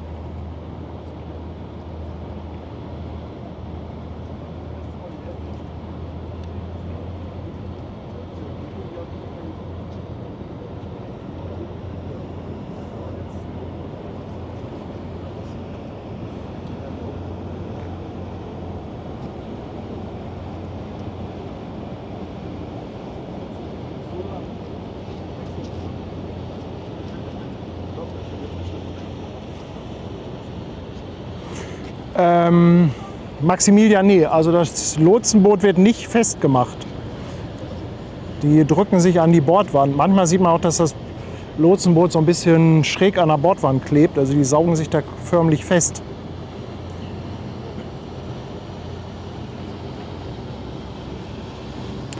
Stefan, nee, nach Bremerhaven fahre ich nicht.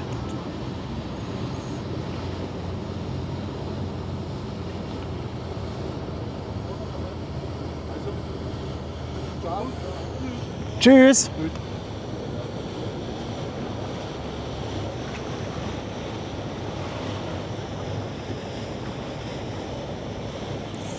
So.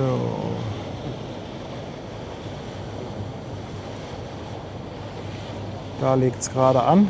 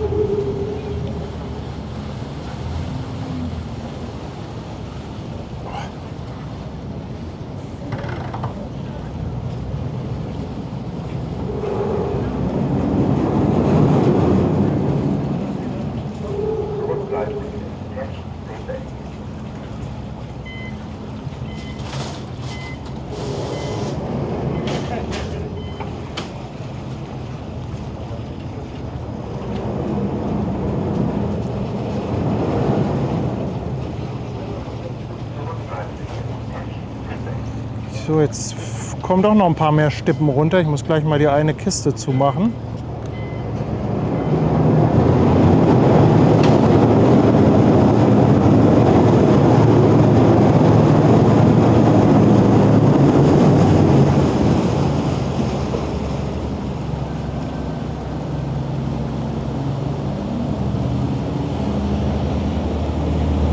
So, ich lande mal.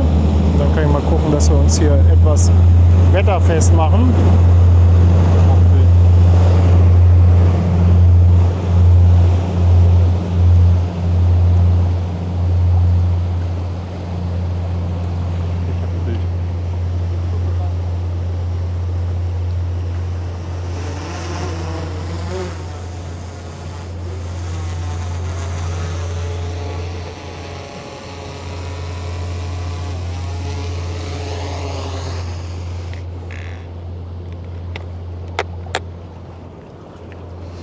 So, schnell so ein bisschen alles schützen. Das klappt aber gut. Dann machen wir das lieber alleine. Dann machen wir das alleine. Ja, trotzdem. Muss ja auch erstmal klappen.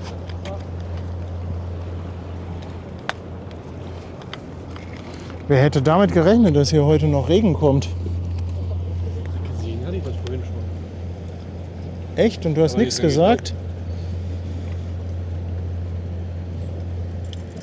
Und nachher auch wieder verdrängen. Verdrängung ist eine super Taktik bei Regen. Nicht immer. Mütze, Drohne fliegen hat nichts mit der Uhrzeit zu tun.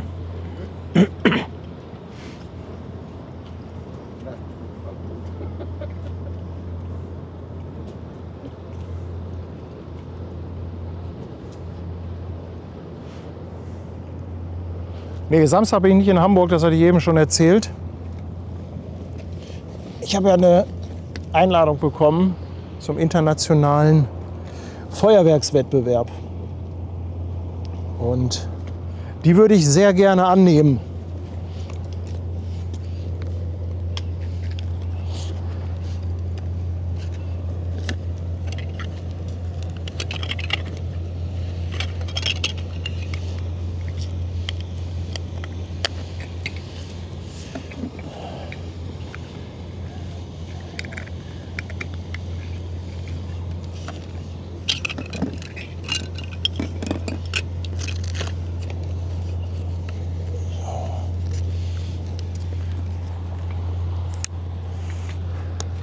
Soll das denn viel Regen werden oder bleibt das jetzt bei diesem harmlosen Stippen? Weil das wäre ja nicht weiter schlimm.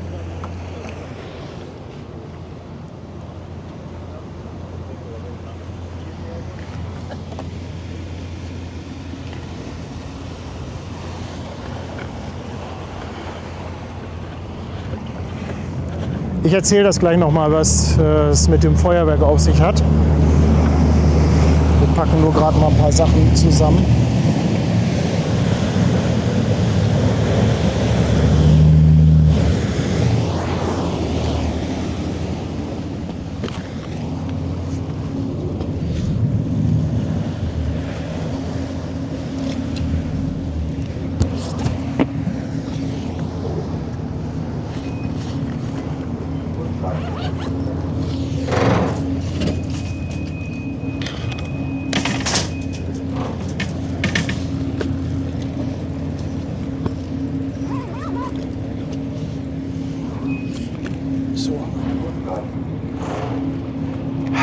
So, jetzt kann es gleich losgehen.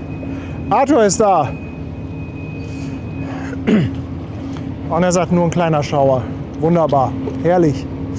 Ja, also nochmal, was hat es mit Samstag und mit Feuerwerk auf sich? Wir haben ja das Kirschblütenfeuerwerk gestreamt und da hat sich die Firma, die das gemacht hat, einen Tag später bei uns gemeldet. Dann hatte ich ein bisschen Kontakt mit denen und die fanden das richtig cool. Also die fanden den Stream klasse, die Drohnenaufnahmen vom Feuerwerk und dann haben die uns eingeladen am Samstag nach Hannover. Da ist internationaler Feuerwerkswettbewerb. Das sind insgesamt mehrere Termine. Jetzt am Samstag ist da Team Kanada und da haben die gefragt, ob wir nicht gerne vorbeikommen wollen. Und ich habe dann ehrlich gesagt so ein bisschen überlegt, also ich persönlich habe auf sowas ja immer Bock, weil ich ja auch echt ein kleiner Pyrotechniker bin. Oder sagen wir mal eher ein Feuerteufel, ein Pyromane. Ich hatte auch überlegt, wegen Kanal, das passt ja nicht so richtig, ne? Hannover und Schiffe ist ja auch nicht so wahnsinnig viel los. Aber ich habe halt Bock drauf und außerdem ist das ein toller Kontakt, weil die wollen uns nächstes Jahr dann auch die Infos geben, wo der Ponton hinkommt und die machen jetzt auch das Feuerwerk vom Dom. Und dann habe ich gesagt, komm, das machen wir einfach, da fahren wir hin und schauen uns mal dieses Feuerwerk an und das werde ich dann wahrscheinlich auch bei uns auf dem Kanal streamen. Mal so als kleine, sagen wir mal, Sondersendung. Auswärtsspiel in Hannover. So.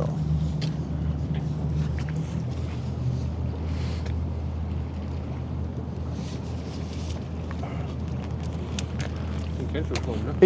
Ich kann den Schirm nehmen. Ja. Also es geht ein bisschen los mit Regen. Hoffen wir mal, dass es nicht mehr wird.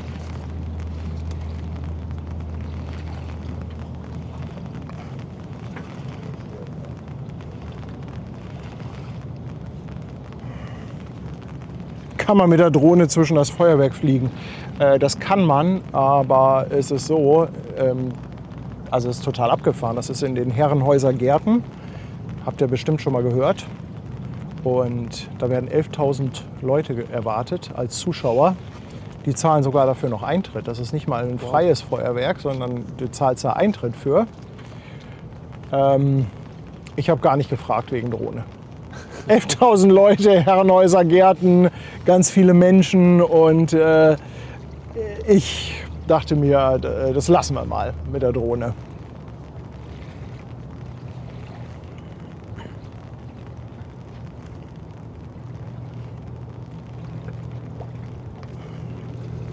Um 22 Uhr soll das Feuerwerk losgehen und was mich auch besonders interessiert, da ist vorher so ein Pressetermin, da darf ich dabei sein und da wird dann quasi eine Begehung des Abbrennplatzes gemacht. Also die Pyrotechniker, Team Kanada, die werden da dann bestimmt auch so ein bisschen was erzählen dazu, wie das funktioniert, was sie da abfackeln. Und ich habe das noch nie gesehen, ne? Also nur auf Bildern.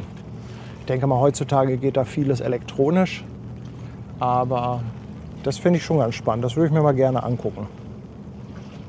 Captain Nummerfix, was heißt wahrscheinlich? Auf jeden Fall wollen wir das sehen. Ja, es ist halt so, ich wurde auch vorgewarnt, Netz bricht regelmäßig zusammen. Also ich muss gucken. Müssen wir wahrscheinlich noch Vorkehrungen treffen. Und das Feuerwerk wird mit Musik sein. Ja. Prima. Ja, also ich kann den Stream auch nicht monetarisieren, aber egal. Der Spaß ist mir da wichtiger. Euro, du kannst Fragen stellen, welche Akkugröße mein ID4 hat. Weiß ich doch nicht. Keine Ahnung. AAA. Ich glaube, also ich meine, ja doch, ich meine 77 kW. Gibt es ein ID4 mit 77 kW Akku?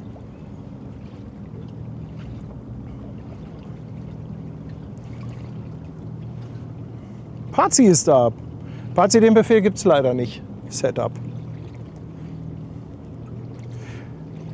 Oh, das Feuerwerk soll ausverkauft sein, schreibt Manuela gerade.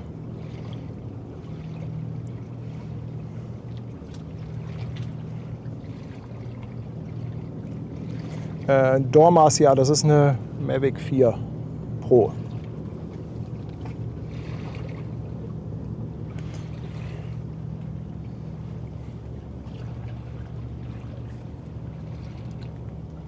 Also ich werde die Drohne wahrscheinlich ins Auto schmeißen. Vielleicht ergibt sich ja vor Ort da irgendwas, dass man Veranstalter fragen kann.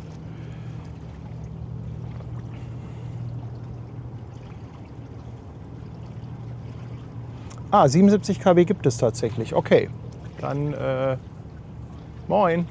Dann lag ich da ja doch nicht so falsch.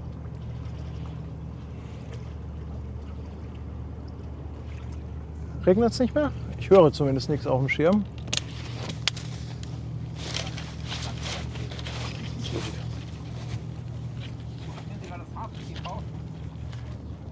Wir sind gerade live.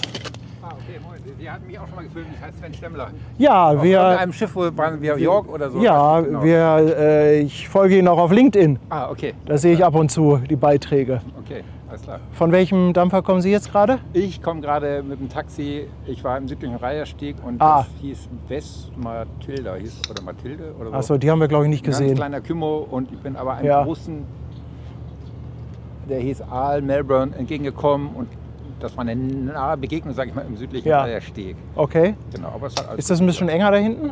südlicher Reiherstieg ist sehr, sehr eng. Ja. Also wenn man da mal durchfährt durch die Rätebrücke Ja. mit dem großen Schiff wie diese Al Melbourne, das ist schon sehr, sehr eng. Ja, da hinten die ganze Reiherstieg-Ecke, da ist leider nicht so viel Durchgangsverkehr. Deshalb stehe ich da so selten. Hier ist aber wenn halt. Sie da mal sehen, da waren nämlich heute gerade eben waren 3 Schiffe plötzlich, Ja.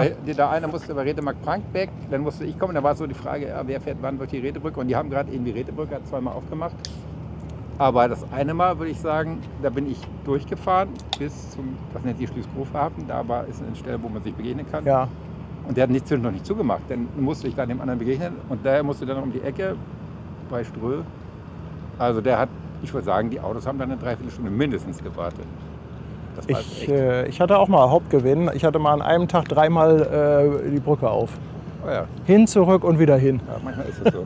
Und dann ist wieder tagelang gar nichts. Ne? Ja. Aber das ist halt auch so ein bisschen schwer vorhersehbar abzusehen, wann da mal interessanter Verkehr ist. Weil da hinten würde ich mich auch mal unheimlich gerne hinstellen. Also, Da ist ja jetzt auch gerade das Dockwell Festival. genau, das ist da auf diesem Eckgelände, ne? Genau, und da kann man dann immer, oder mal, wenn man da vorbeifährt und die Musik läuft, richtig laut die Musik hören. Da ist doch auch ein alter Anleger, oder? Gegenüber von dem Dockville. Ist da nicht irgendwo ein Anleger in der Da Nähe? ist einer. Aber, also ist aber kein Fähranleger, ne? Ja, aber es ist ein ehemaliger, kann man zeigen.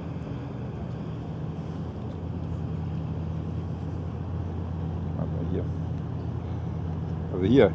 Genau. Da Ja. sind sogar 2 Anleger, aber der eine ist von Greenpeace und das ist, glaube ich, sogar ein öffentlicher. Das weiß ich gar nicht so ganz genau. Aber Ja. es gibt kein offizieller. Aber hier ist ja das Dockville-Gelände, ne? Das ganze Gelände hier. Genau, alles. und hier vorne kommt man ja auch sehr gut hin. Das ist ja, also wenn da nicht gerade Festival ist, ist das ja, glaube ich, sogar so ein kleiner Park. Das ist ein richtiger ne? Park alles. Also das Genau. ist ja Das öffentlich richtig zugänglich gut, genau. alles. Ich war gerade hier, warte mal, das Schiff hier eingezäunt ist ja genau auf dem. Die ist der West Matilda, so hieß Ah. der. Genau. Und der, habe ich dem Köpfchen auch gesagt, kann er mit dem Fahrrad hinfahren und kann er vielleicht heute Abend Kann noch er mit noch den feiern. Leuten, die da aufbauen. Das läuft ja nicht. Ach, die bauen auch, ach, das kommt jetzt am Wochenende, startet ja, das. genau. Auf jeden Fall, man okay. konnte das sehen, dass da überall so Zelte aufgebaut sind, Bühnen und so. Und genau, und die Begegnung gerade eben, kann ich auch mal zeigen, für den interessierten Hafenmenschen, kann ich glaube ich auf, ich glaube, das kann ich irgendwo, das Replay starten. Ja, West Matilda tatsächlich, da ist er. Ach ja, da kann man nochmal die ganze Animation von dem Manöver sehen, ne? Ja, was hast du? Ja, genau. Also die Aufzeichnung Ja. als Animation. Da bin ich schon mit dem Schiff. Ja, das hier, achso, muss ich doch ein bisschen drücken, damit das im Bild bleibt. Also da kommt einer raus. Das war der erste, der schon durch die Brücke müsste. Da hat er zwischendurch einmal zugemacht. Zum Glück für die Autos. Dann, wenn es da begegnet, 2 kleine. Und dann geht es hier weiter. Und dann konnte ich nämlich eigentlich zügig durchfahren. Und dann habe ich da, das ist der Schließkurfhafen, gewartet. Und dann kam der große Dann kam der Große. entgegen. Ja, es wird schon ein bisschen schnuckelig da hinten, ne? Ja, genau. Und diese AIS von den anderen Schiffen, die kommen hier immer nur so punktweise. Aber der ist dann ist er da durchgefahren. Da ist irgendwo die Uhrzeit. Das Doofe ist für mich, dass für die Schiffe, die da hinten alle reingehen, gibt es ja keine öffentlichen Segellisten. Also so Hala und Eurogate, das ist ja immer alles relativ gut einsehbar, aber der ganze hintere Bereich, Nee, achso, da gibt es keine Segelliste. nee, also nichts Öffentliches. Hätte ich nicht gedacht. Also, Müsste man mal bei Wallmann einfach mal gucken, wann diese sozusagen An- und Abliegen Ja. haben. Die werden mich auch anhalten. In die Richtung. und jetzt haben Sie Feierabend. Ja. Und welches Schiff haben Sie jetzt gerade im Speziellen? Wir waren mit die Zenit Lumos Ah ja, okay. und die eine Maersk soll ja um 23 Uhr noch ausgehen. Da haben wir eine ganze Truppe hier. Ja, also ich meine an so einem Abend, also das ist doch ne? Schöner Abend. So ein lauschiger Abend. Also tagsüber wäre das hier heute nicht so schön Ja, gewesen. das stimmt. Also jetzt ist es richtig angenehm. Ja. Aber da kommt unsere neue Lotsparkasse. Ja, die haben wir gerade auch AG3. schon. Die hatten wir gerade schon beim Versetzen an der, wir hatten hier noch einen Abgänger. Ja, genau. Aber jetzt ist erstmal heute Nacht, glaube ich, nicht mehr so viel los. Nee, also es ist glaube ich nur noch die Maersk. Irgendwie kommt da glaube ich noch ein Feeder, kann das sein? Ja. Na gut, dann schönen Ich kann Feierabend. sagen, was ich so auf der Liste habe. Ja, das wäre natürlich. das sind immer nur die nächsten, das sind ja nur die, die schon bestellt haben. Ja. Ich habe jetzt die noch sozusagen. Aber das ist ja meistens für 4-5 Stunden im Voraus. Ja, Ne? Edith, das sind jetzt für Holland-Abgänge. Edith Ja. vom CTA nach Athabasca, TTSD, CTT nach See, Frederik, Athabasca nach Predöhl, Marenmeers, 23 Marenmeers, Uhr. ja. Abgang von Predöhl, Frederik, 7 Uhr morgens. Okay, Ja. das ist nicht hier. Aufkomma, Maurermeers ist glaube ich schon durch. oder? Lorraine oder Nordic Porto könnte das sein, was da Lorraine, kommt. Ne? Nordic Portic, ja genau. Ja. Breidel, das ist ein Bagger, der. Ja, okay, alles klar. Schönen Abend. Bye, tschüss. Tschüss. Ja, noch einen kleinen Schnack mit dem Hafenlotsen. Sven Stemmler. Oh, danke schön. Eine Kiezmische. Also da kommt gerade noch was. Das könnte Nordic Porto sein oder Lorraine.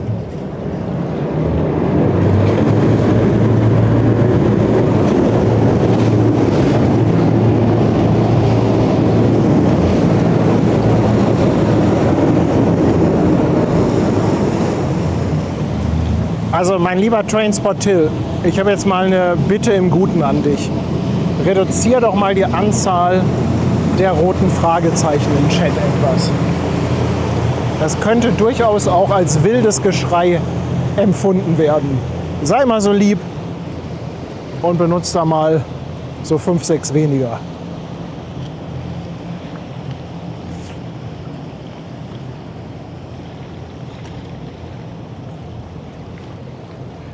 Hinter uns kommt ein Fieder. Ach, und da geht ja auch. Ach, das ist es. Den habe ich gar nicht mitbekommen. Ist das ein Verholer? Muss ich in die Luft schon wieder oder? Für den würde sich das, glaube ich, lohnen. Ja. Naja, Da hinten, glaube ich, nicht mehr. da ist auch gerade der Schlepper. Gucken, ob ich schnell hochkomme. Der Regen hat schon wieder aufgehört.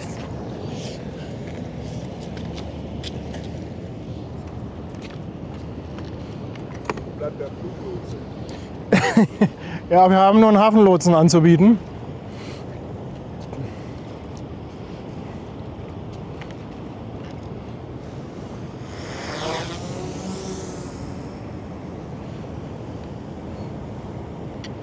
So, muss mal gucken. Ich glaube, wir haben ein Bild von der Drohne. Komm mal eins. Ja.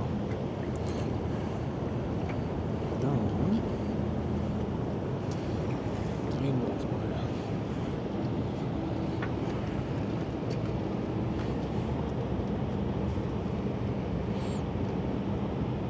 Ich finde das immer toll, wenn spontan irgendwie jemand so aus dem Hafen vorbeikommt, wie jetzt der Herr Stemmler, der Hafenlotse, und dann einfach ein bisschen schnackt. Also ihr konntet das jetzt leider nicht sehen. Ich wollte das jetzt nicht alles vor die Kamera zehren, aber es war ganz interessant. Er hatte mir jetzt auf seinem iPad das Manöver gezeigt. Der war da hinten in der Rätebrücke, das habt ihr wahrscheinlich so ein bisschen mitgehört.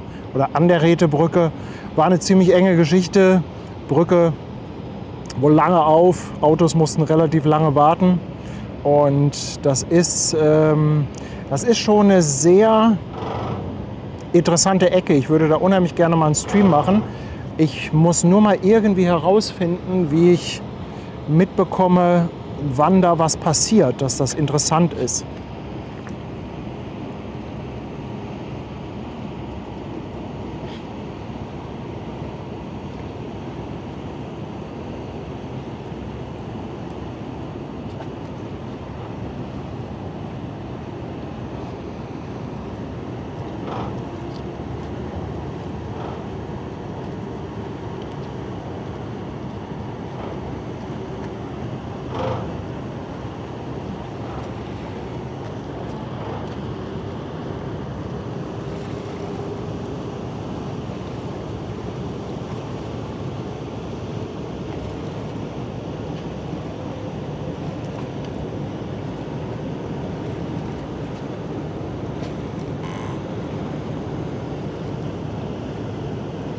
Ach, das ist Lorraine. Jetzt kann ich es auch selber lesen.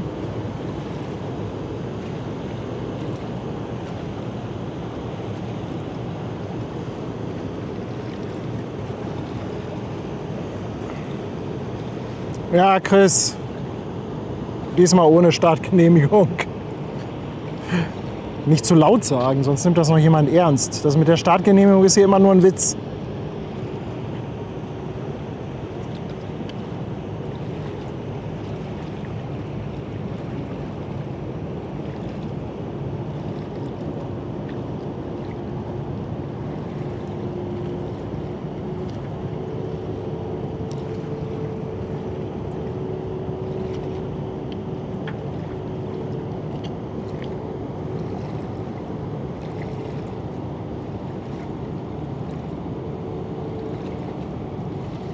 Geil, wie der Schlepper schunkelt.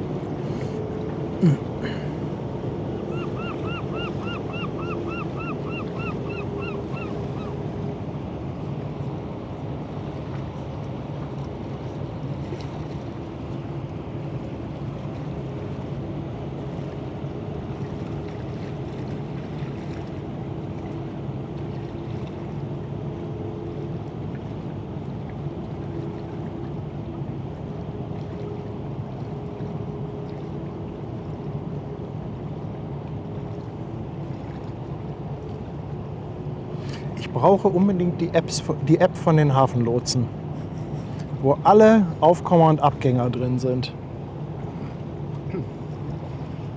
Bestimmt im Darknet. Darknet, ja.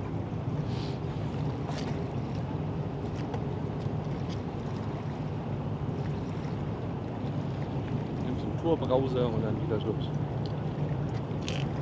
Nordic Porto ist bei Airbus. Danke, Sebastian.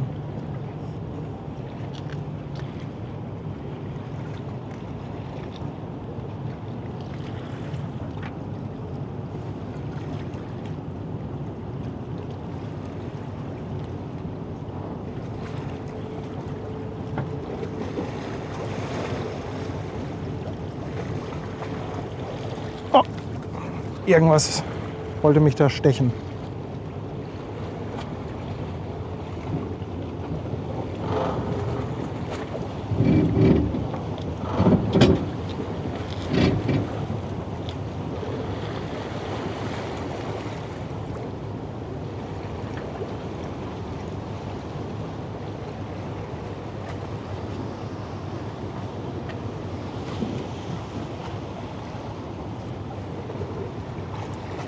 Ja, jetzt ist sie schon relativ weit, aber du hast ein Bild, ne? Ich habe ein Bild. Ja, super.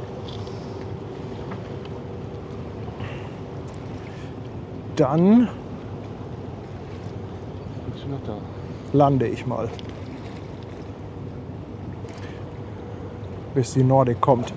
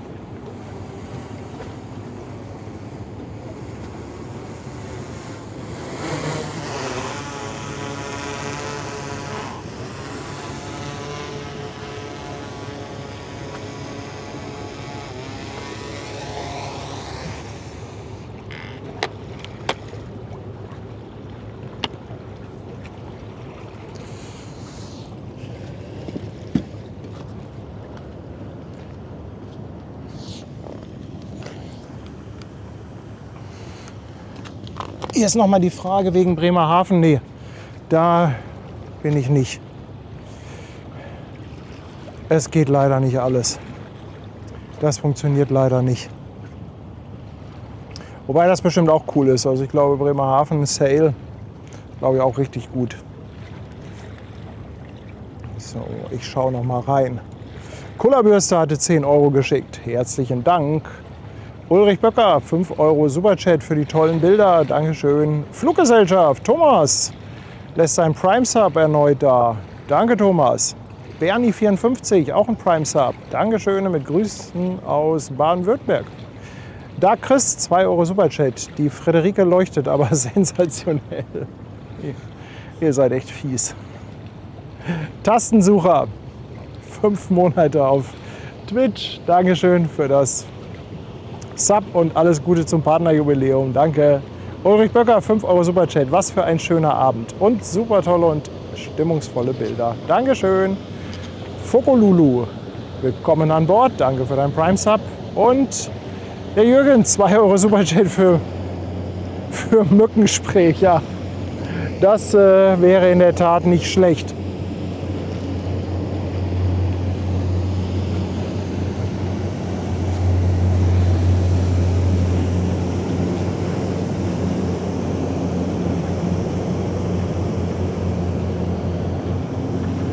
Ich habe ja Mückenspray zu Hause.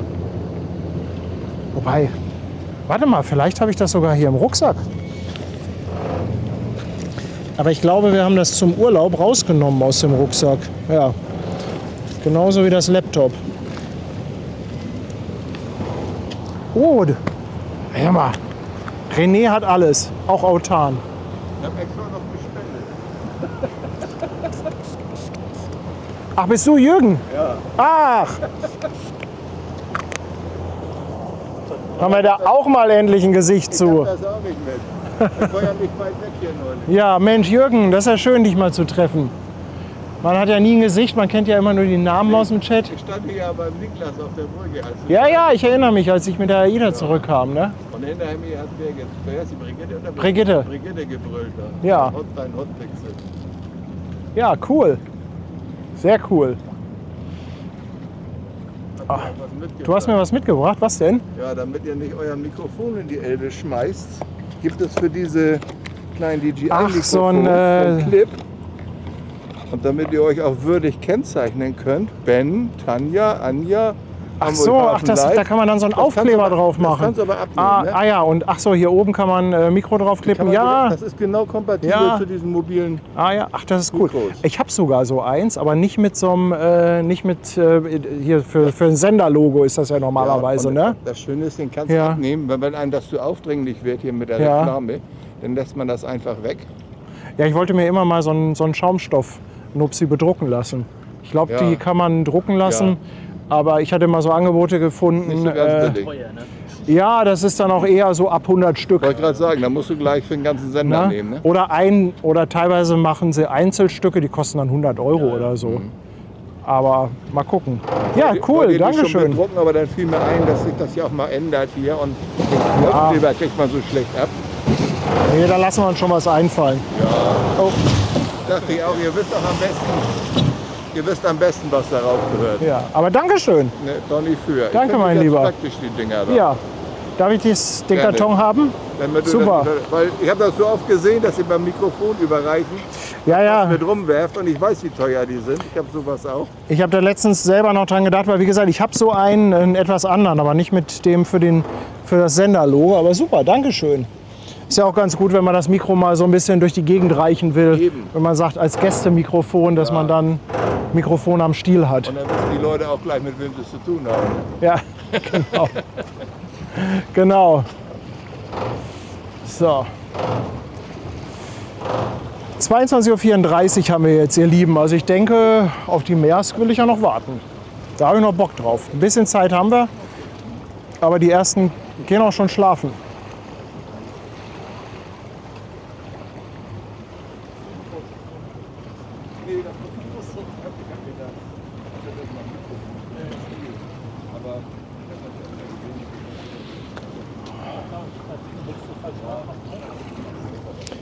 War die Welle noch vom Lotsenboot? Die kam aber spät.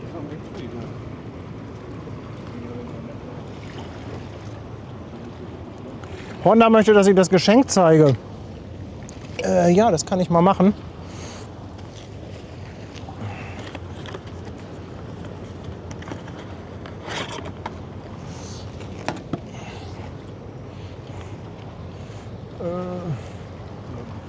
Ja, das ist manuell so. Warte mal. Warte, ich muss mal selber. Jetzt war gut, ne? Hier. Ja.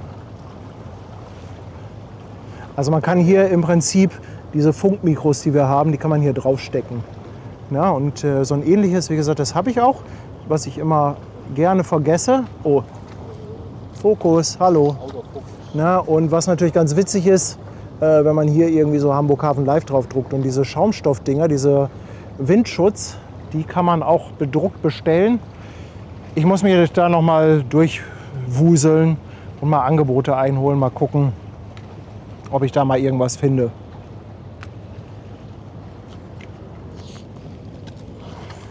Aber ich glaube, für so ein Gästemikrofon ist sowas gar nicht so verkehrt.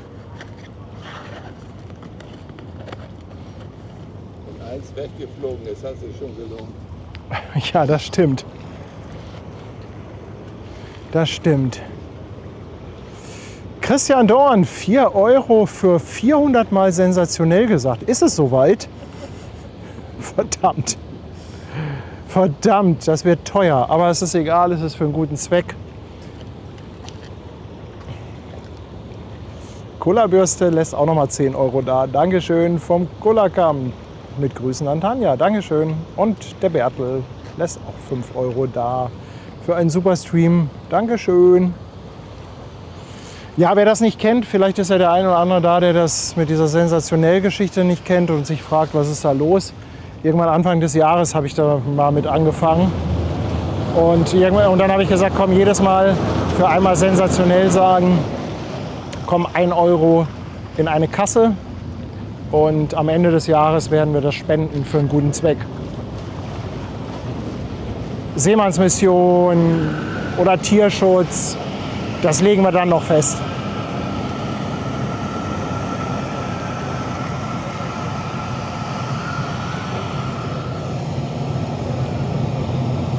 Ja, also ich sag mal, für so ein bedrucktes Schaumstoffding,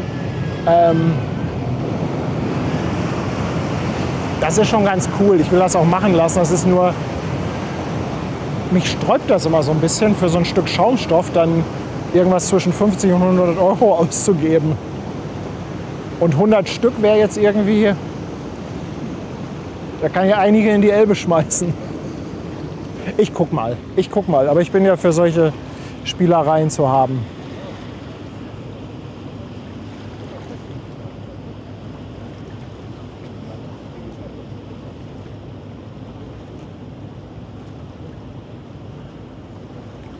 Ja, das Mikro verleitet zum Singen. Aber das Thema hatten wir ja schon, ne? Paddy und Singen. Ich glaube, da kommt jetzt Nordic Porto, ist das richtig?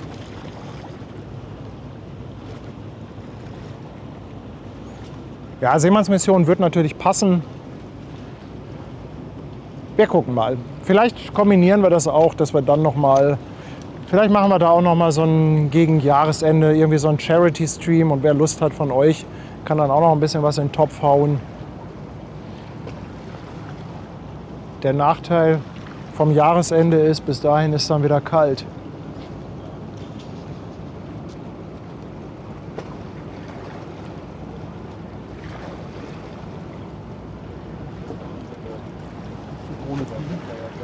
Nö, ist ja keine Fähre. Ich warte jetzt mal noch ein bisschen mit der Drohne.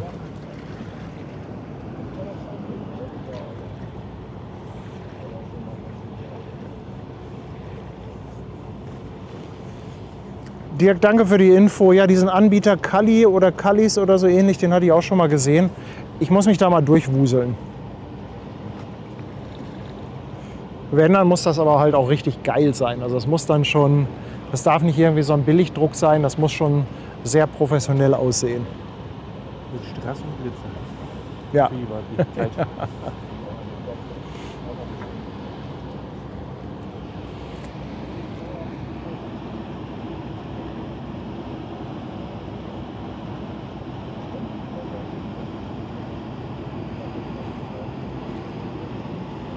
Und nein, ich singe nicht. So viel Geld habt ihr nicht. Auch alle zusammen nicht.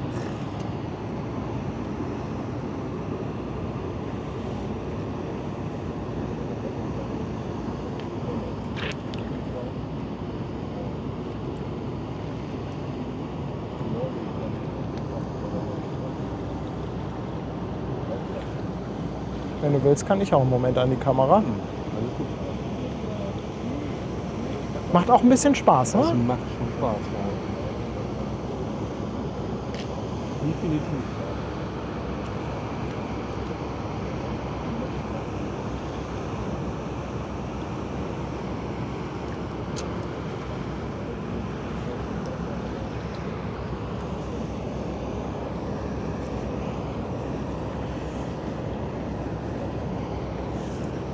Aber ich denke, wenn, dann kann man, also ich sag mal so 5, 6 Stück von diesen Schaumstoffdingern, die kann man dann schon bestellen. Gucken wir mal. Ulrich haut nochmal 5 Euro raus für die Sensationellkasse und damit für einen guten Zweck. Danke, Ulrich.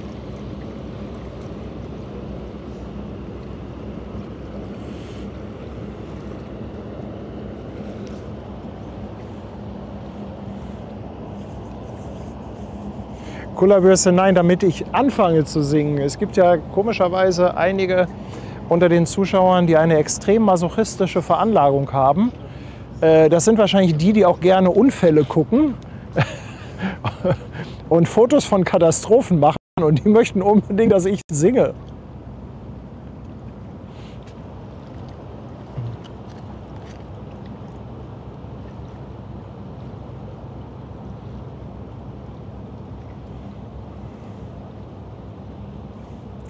Oh, Flagge und Baujahr vom Schiffsoverlay sind leer. Nur bei dem einen Schiff oder generell? Muss ich mal schauen. Muss ich mir mal angucken. Aber danke für den Hinweis. Normalerweise notieren unsere Mods sowas auch immer. Und dann kann ich mir das hinterher angucken.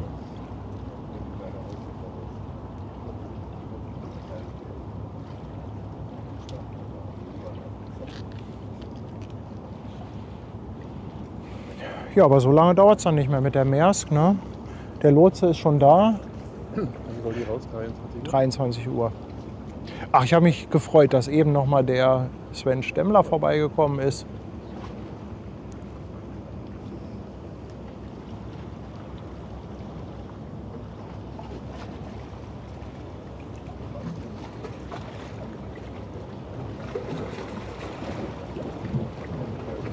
Ja, wenn ich singe, sinken die Fähren. Da ist was dran.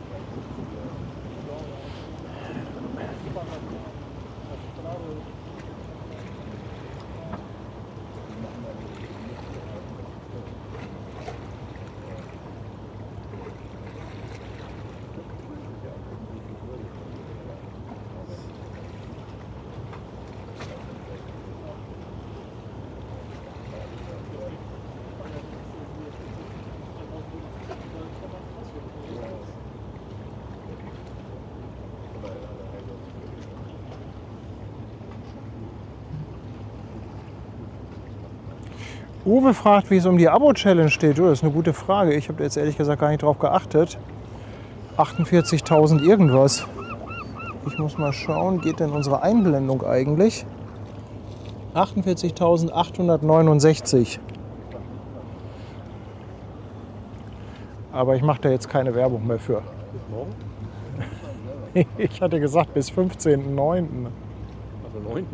Aber ich erwähne das jetzt nicht mehr. Also bitte nicht den Kanal abonnieren. Ja? Momentan bitte den Kanal nicht abonnieren, wenn ihr mir einen Gefallen Geht das tun auch, wollt. wenn du so 1000 rausschmeißt? Ja, Du kannst Abonnenten nicht rausschmeißen. ach so, Bei Twitch geht das. okay, Bei Twitch kannst du sagen, zack, weg. okay. Ich kann nicht mal mogeln bei YouTube. Verdammt. Man wird diese Follower einfach nicht los. Ne? Also ihr seid das von anderen Kanälen anders gewohnt, aber hier bitte auf keinen Fall abonnieren. Lasst das. Mach doch einen dritten Kanal jetzt. Ja.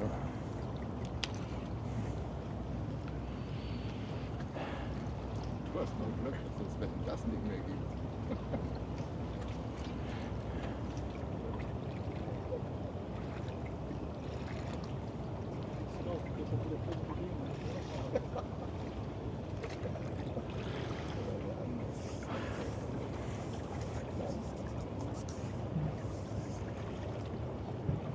Kevin, 5 €, damit ich beim 50K-Stream singen Tickets verkaufe. Ja. Aber dann muss ich da auch das Mikrofon haben mit dem schönen bedruckten Schaumstoffpuschel. Das würde ich jetzt nicht so laut sagen. Ja. Sonst hast du gleich die Spende.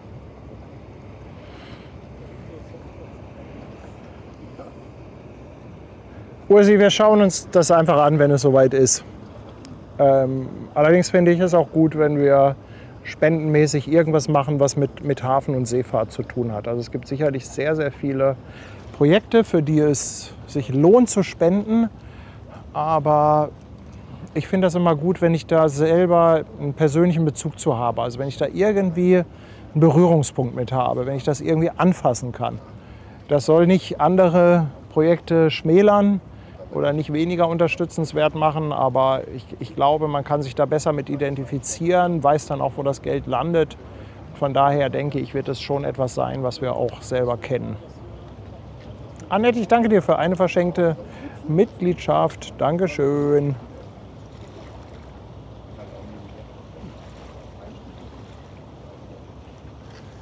So, Schlitten ist da reingefahren.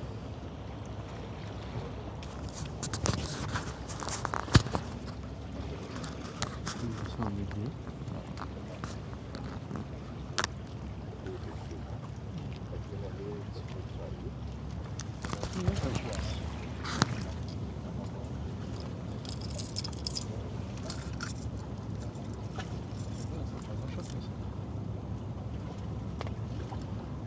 Ja.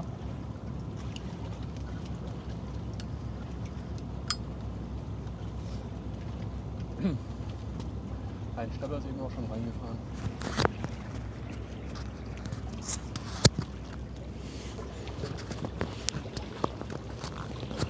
Ja, schrieb auch eben jemand, dass da schon mindestens 2 Schlepper dran sind.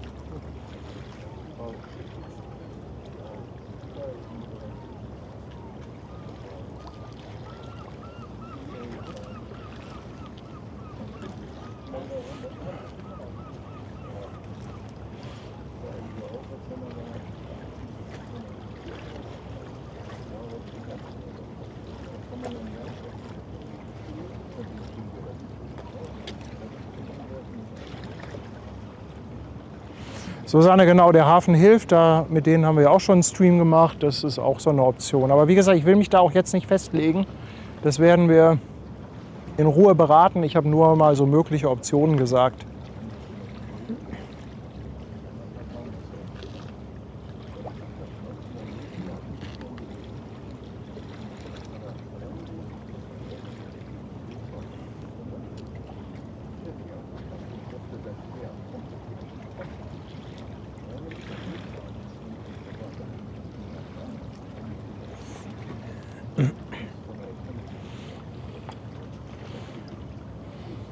Die sind aber auch duster unterwegs, oder? Die Vapo? Die können mal ihr Blaulicht schon anmachen. Hallo, leuchtet doch mal hier rüber, ihr Lieben. Vielleicht kommen die mit dem Suchscheinwerfer an. Ach, ich soll ja die Polizei nicht duzen. Könnten Sie bitte mal mit Ihren Scheinwerfern uns blenden?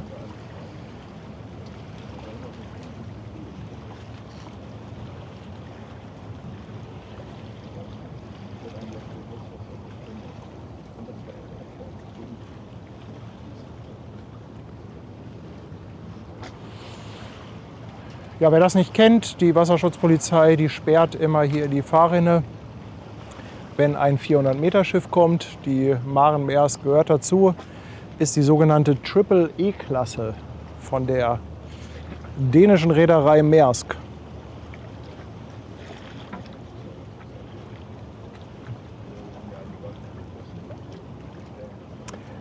Panda, ja, im Hintergrund, das ist der Dom. Also diese Lichtkuppel, die man da sieht, teilweise wird es da auch mal ein bisschen heller. Das ist tatsächlich, genau, da ist so ein bläulicher Fleck.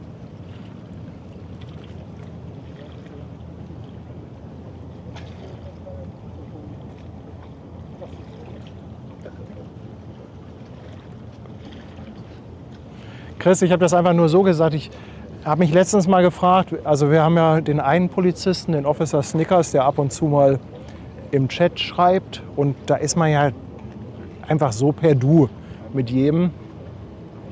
Und dann habe ich mir aber überlegt, was ist denn jetzt, wenn die tatsächlich hier mal anlegen und aussteigen? Wie spreche ich die denn dann an? Sag ich dann, oh, Officer Snickers. Für 5.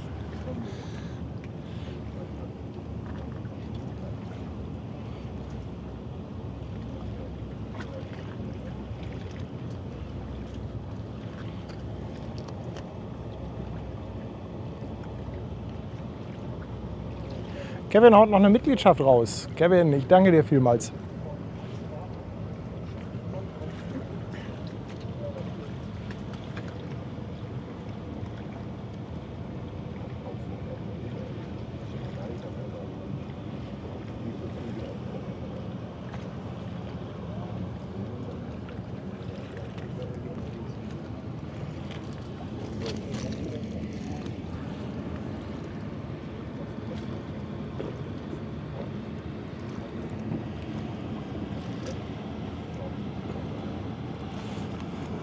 Wir können bei der Kamera auch die Belichtungszeit etwas reduzieren.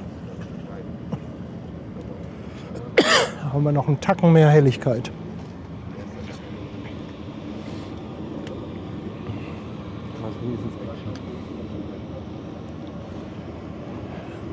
Oh, das ist aber auch schwül, oder?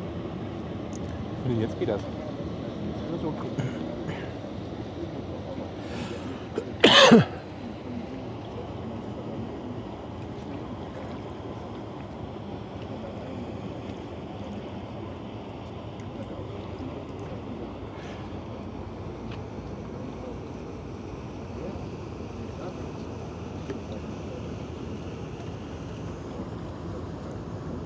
Ja, wo bleibt der Rundgang auf dem Dom? Das ist eine gute Frage. Im Moment haben wir es zeitlich noch nicht auf die Reihe bekommen.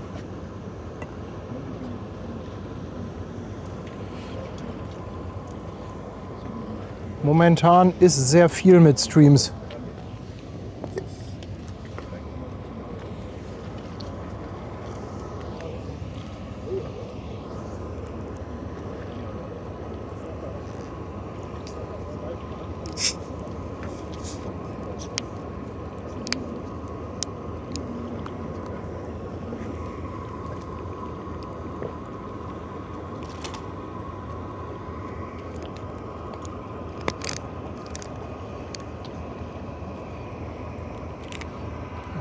Stimmt, die Vapo treibt langsam zu uns rüber. Kullerbürste, ganz lieben Dank für dein Upgrade. Dankeschön. Blankenese jetzt. Wow.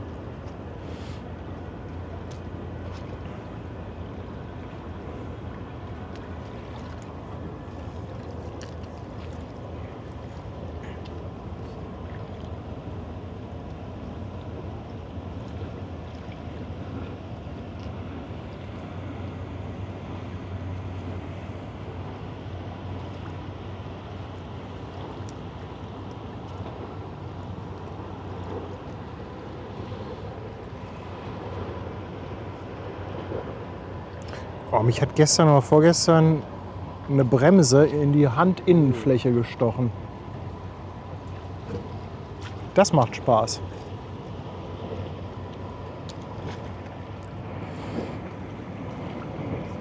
Ute hat noch TTSD entdeckt.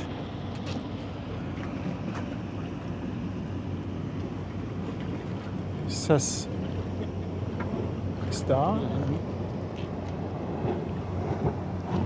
Da ein Schiff, kannst du das auf der Kamera entdecken? Sieht so aus, ja. Na, runter.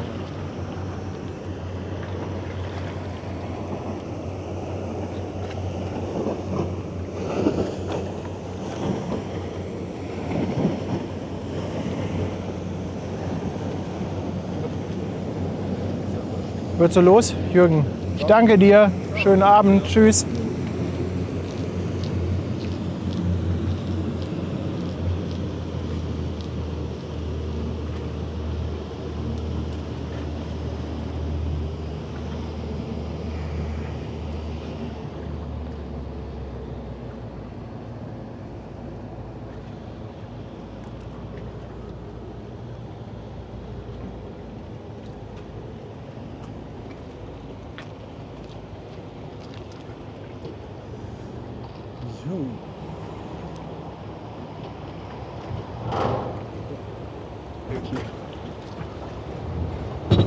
Und schunkeln.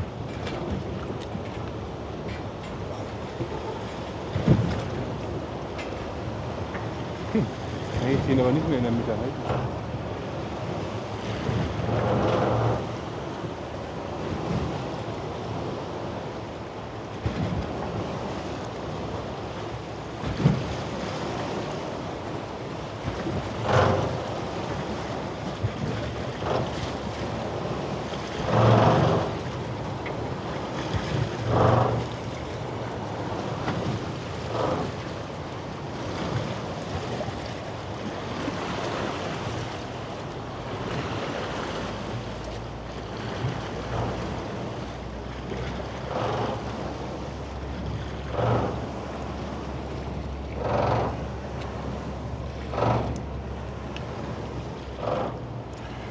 Tom der Bär lässt auch noch mal 20 Euro da. Dankeschön. 10 Euro für das bedruckte Mikro und 10 Euro für die sensationell Spendenkasse. Ganz, ganz herzlichen Dank, mein Lieber. Und Ulrich Böcker haut auch noch mal 5 Euro drauf. Nochmal eine Spende für die Sensationellkasse. Dankeschön.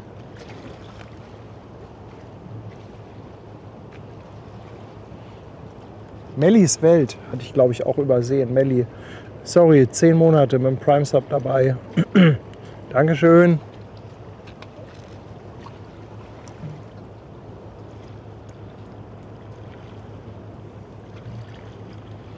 Was hier so knirscht, ja, wir stehen ja auf einem schwimmenden Anleger und der ist an so Dalben befestigt. Und immer wenn hier ein etwas schnelleres Boot vorbeifährt, das Welle macht, dann schunkelt der ganze Anleger und macht halt solche Geräusche. Aber dafür hat man halt hier eine gute Sicht. Man kann auch oben stehen, da steht man auch sehr gut. Das ist eigentlich auch eine sehr schöne Ecke da oben an der Mauer. Aber dann kannst du halt hier nicht so weit in den Hafen reingucken. Da hat man die Bäume vor der Nase.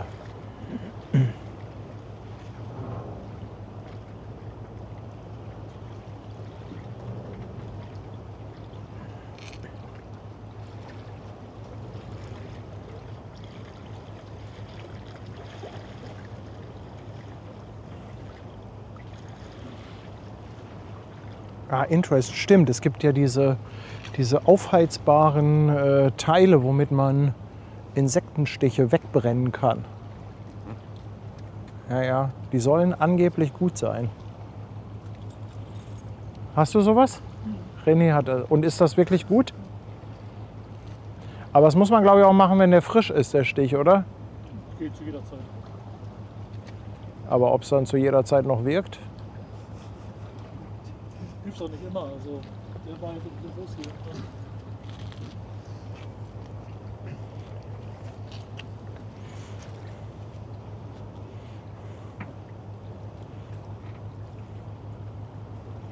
Ja, die Kamera hat ein paar Pixelfehler, ärgere ich mich auch drüber. Total nervig.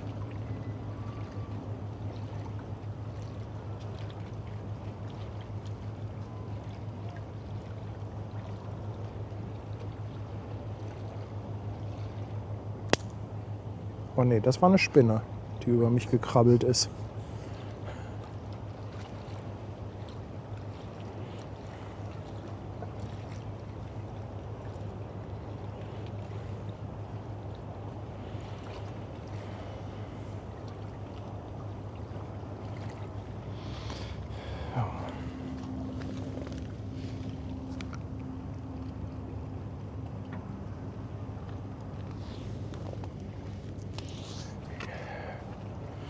Ich glaube, gleich könnte ich aber einen vollen Akku gebrauchen, oder?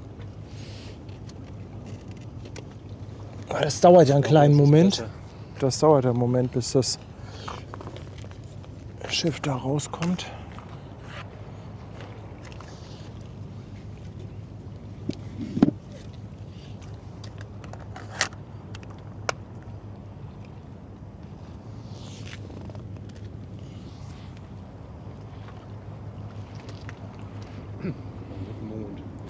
Ja, da oben ist der Mond.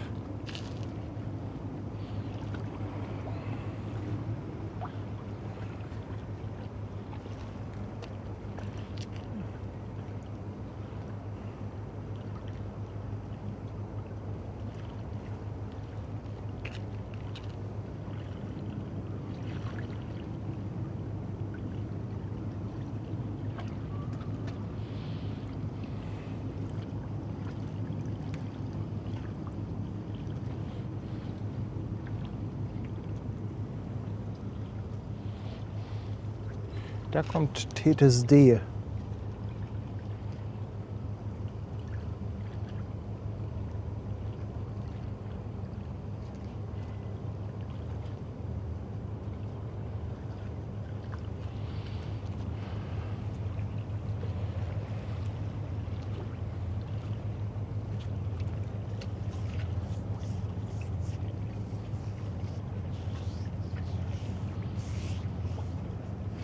Ja, stimmt. Der Mond sieht so ein bisschen aus wie ein Stück Pizza.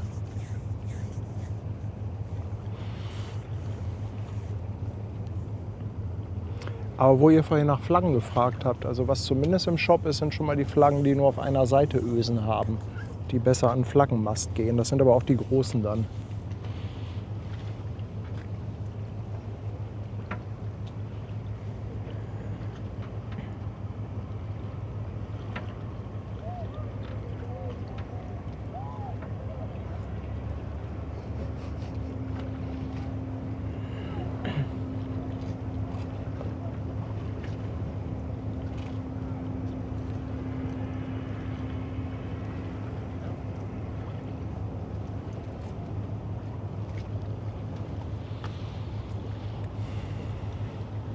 So, tut sich denn schon was an der Maersk? Oh,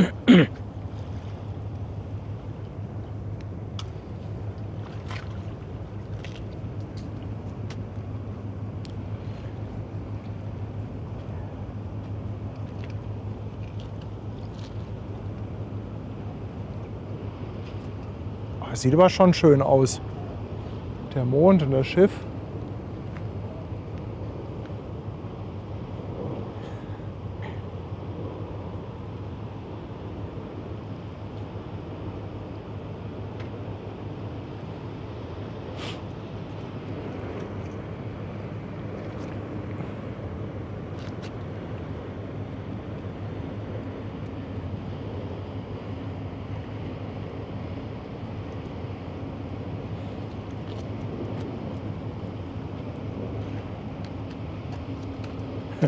André, was ist denn an dem Mond von Wanne Eickel jetzt bitte so Besonderes? Habt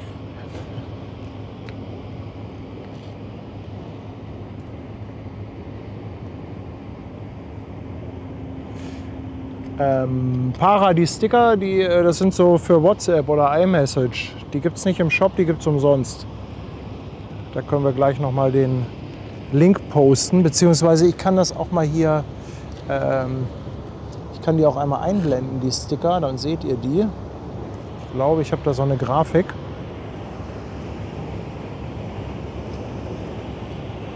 Also, oder meint ihr richtig Aufkleber, Sticker?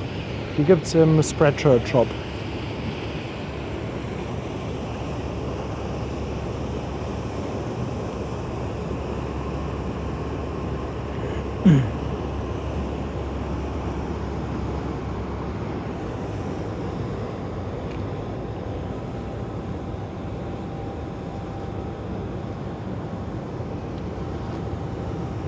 Coole Spiegelung. Bunt. Ja.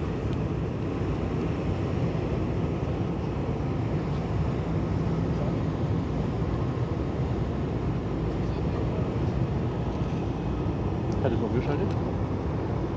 Jetzt.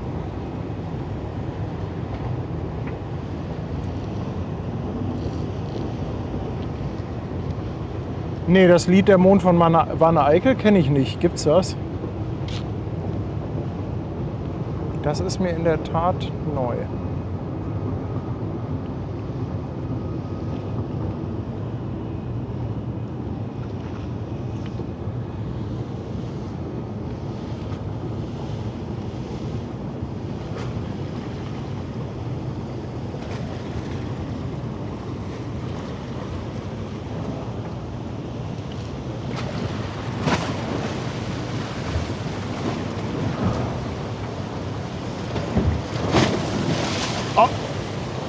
Schon wieder so eine späte Welle. Ich drehe mal weg hier.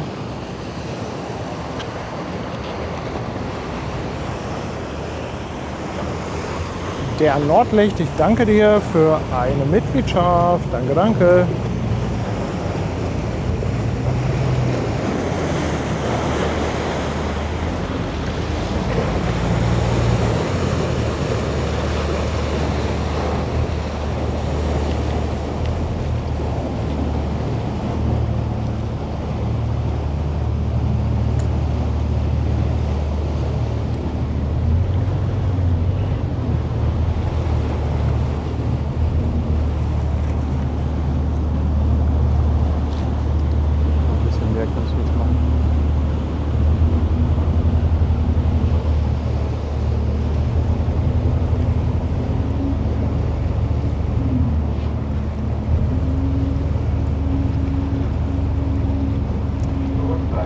So, tut sich denn schon was bei Fräulein Maren Maersk?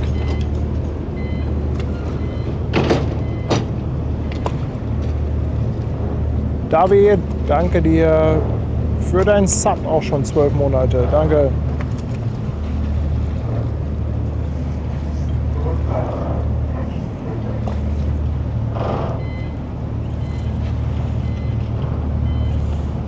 Ja, morgen wird wieder gearbeitet. Einige haben sich schon verabschiedet. Aber ich muss sagen, ich finde das gerade sehr angenehm, was die Temperatur angeht.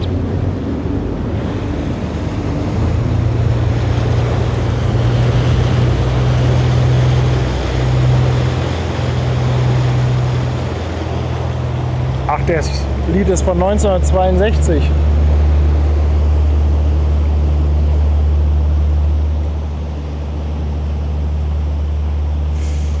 Ja, hier interessante Frage. Ich dachte, die Polizei hat da gesperrt, damit das Schiff rauskommt. Aber irgendwie fahren da ja immer noch welche lang.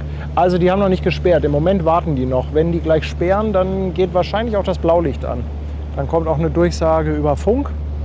Aber solange jetzt das Schiff hier noch nicht wirklich auf die Elbe fährt, macht das ja keinen Sinn. Die sind jetzt quasi auf Standby.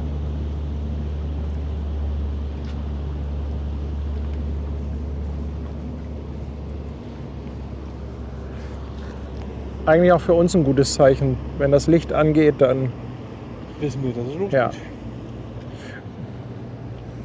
Shipspotter Paul, auch schon 21 Monate dabei. Paul, ich danke dir vielmals.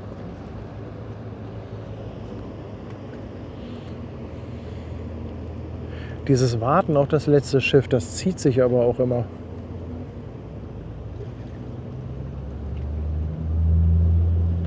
Oh, Helga hat morgen Feiertag. Wo ist denn morgen Feiertag?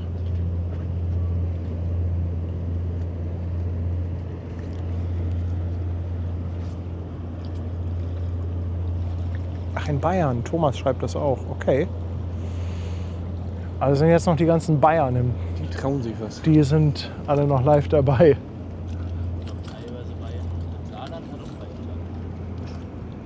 Vielleicht noch irgendwelche anderen eher südlichen Länder. Katrin fragt, welchen Kanal muss man auf seinem Schiff im Funk hören für wichtige Durchsagen? Ich weiß es gar nicht mehr genau. War das 16 oder 17? Das weiß bestimmt irgendjemand von den Fachleuten.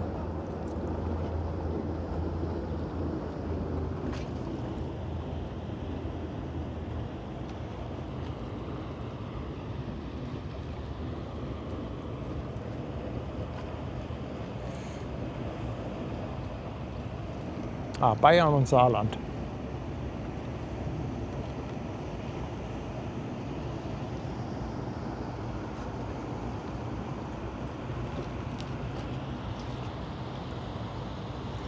Ah, Kanal 74 oder 73. Fletenkicker 73, 74. Ah, okay. Da war ich ja mit 16 und 17 völlig daneben.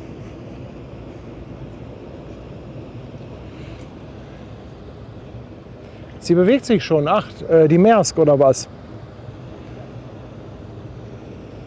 Dann kann ich ja gleich, wenn die Fähre weg ist, nochmal aufsteigen.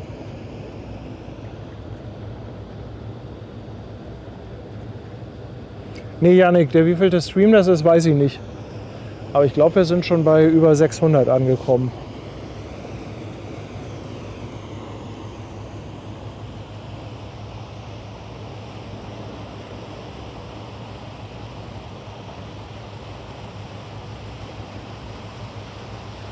Ah, 16 ist der Notrufkanal, okay.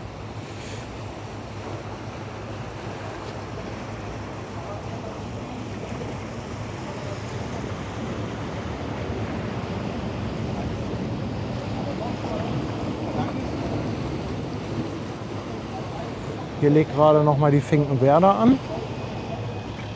Und wenn die weg ist, dann gucken wir mal oben rein in den Hafen.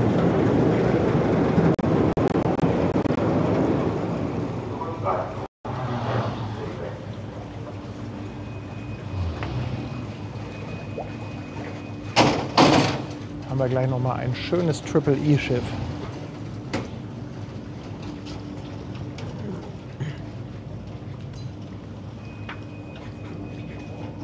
Der Feierabend ist Maria Himmelfahrt.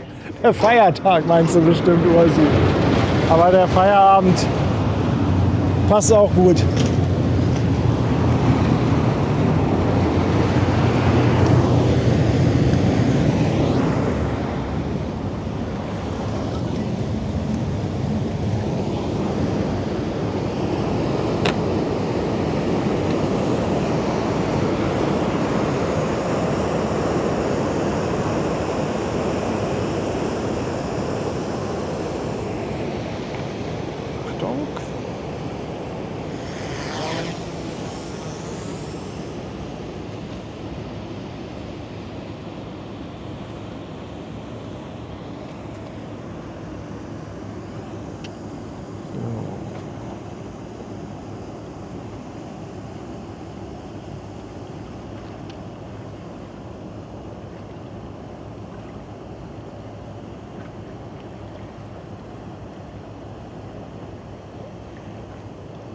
Es sieht ein bisschen diesig aus da hinten, ne? Regnet das da? Warte mal, haben wir ein Drohnenbild? Ja, wir haben ein Drohnenbild. Kannst du auch drauf gehen. Lass mal Drohnen.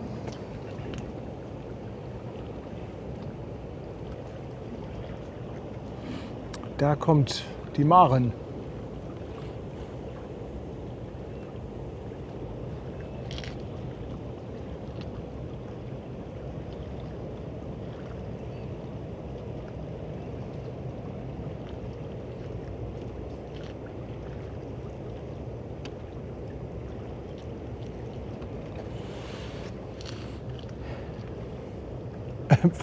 – 23 Uhr Nachtflugverbot in Hamburg. Ja, das gilt nicht für Drohnen.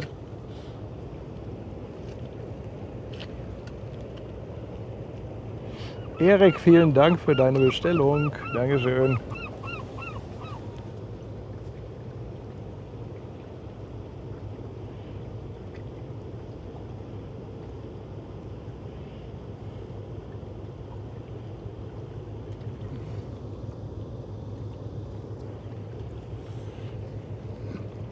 Wasserschutz bewegt sich.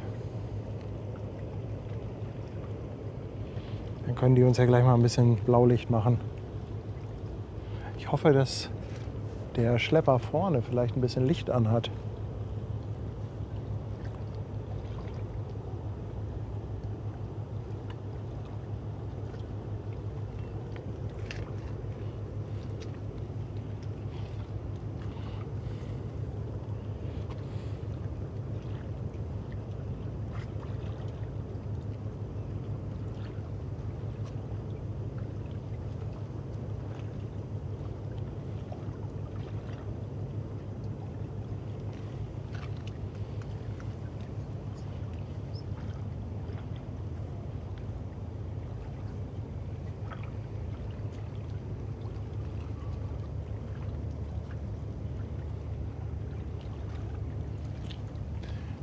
Ist die Drohne hinterm Dalben. Ich bin auch ein Trottel, ey. Zack, weg ist. Ja. Ich wollte gerade sagen, die leuchtet doch so, die muss man doch sehen.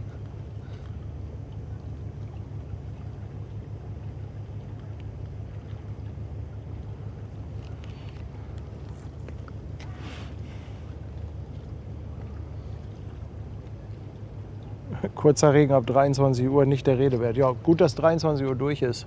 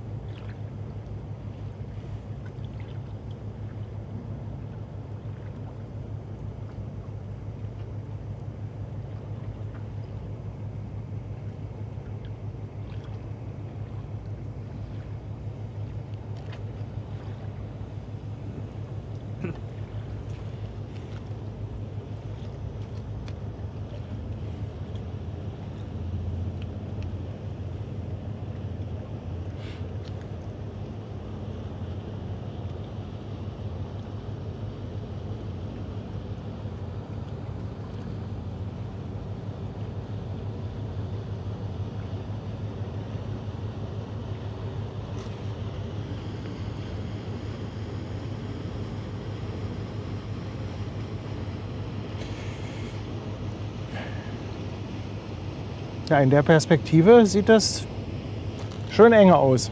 Es ist auch eng. Die Ausleger sind auch oben.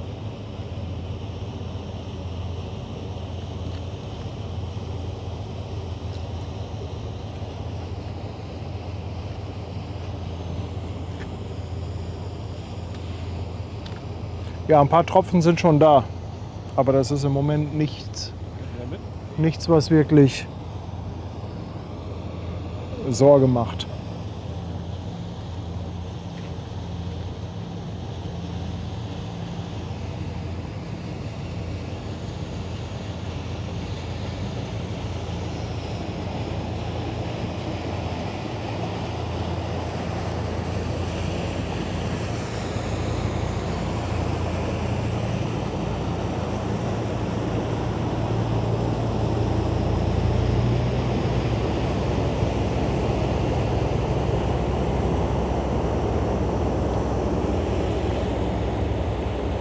Nee, wenn ein großes Schiff rausfährt da in Waltershof, dann gehen die Kranausleger nach oben, weil dann einfach noch mal ein paar Meter extra Platz ist.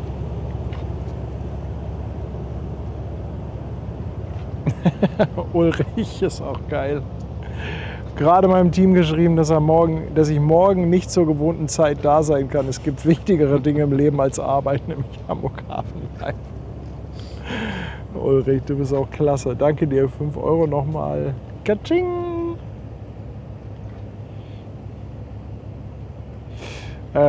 Titus, mit Sicherheit wird es auch nochmal einen Sonnenaufgangsstream geben. Aber es muss halt immer alles so passen, ne? Das Schiffsverkehr und so. Das kann man halt. Ich kann euch halt immer nicht sagen, was es als nächstes an Streams gibt. Klar, so ein paar Sachen sind geplant, aber die Frage, die kommt ja immer wieder. streamt ihr dies oder das oder jenes, wann kommt davon ein Stream, wann davon. Und ich kann es euch leider selber immer nicht sagen.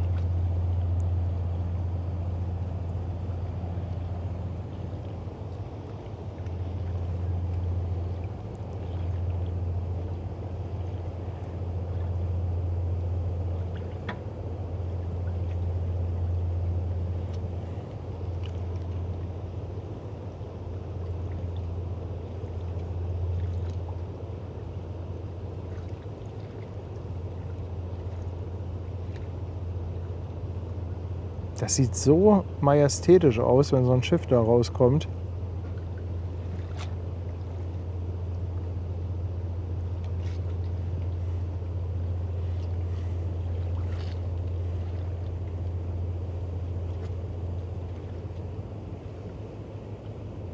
Ja, hier die vordersten Brücken, da sind die Ausleger unten, aber ich glaube, die sind, da ist es dann,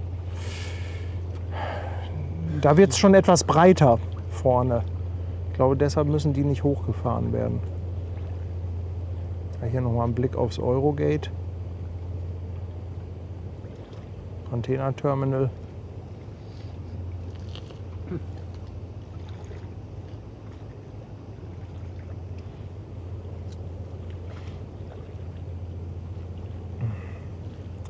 Blame, ich gebe mir Mühe, es funktioniert leider nicht immer, dass ich jede Frage beantworten kann.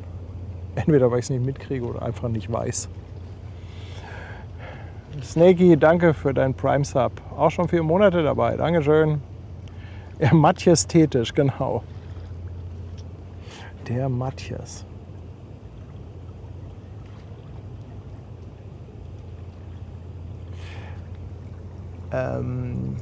Getrackt Beginner fragt, ob es schon mal einen Stream auf dem Schlepper und oder Lotsenboot gab. Ja, Schlepper schon mehrere.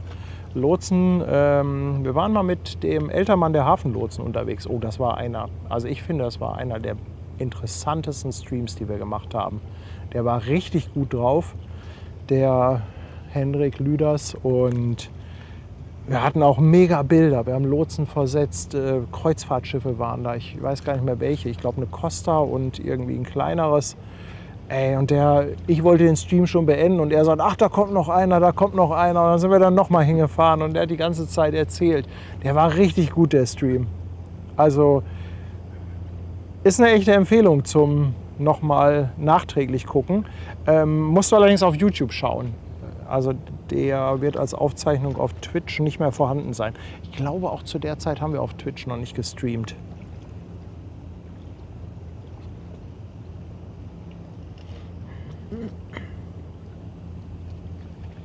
Da kommt sie.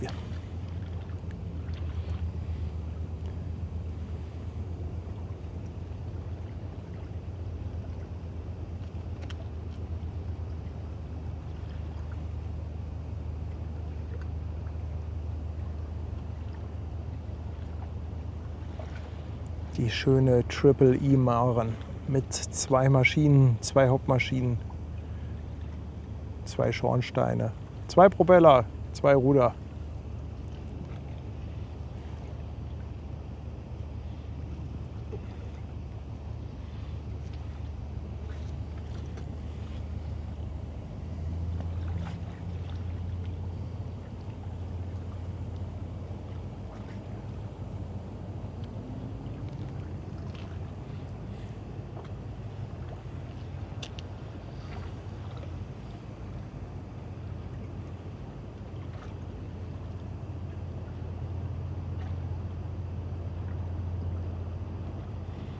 Ja, guck mal, jetzt sieht man auch, dass sie da schon nach Steuerbord dreht und deshalb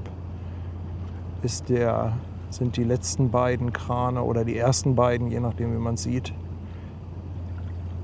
nicht so relevant. Blaulicht! Blaulicht! Es geht los! Die Polizei möchte mitspielen. Ach, guck mal, Maschine, Sebastian hat es rausgesucht. Den Stream mit den Hafenlotsen. Sebastian, vielen Dank. Bester Mann. Doppelblaulicht.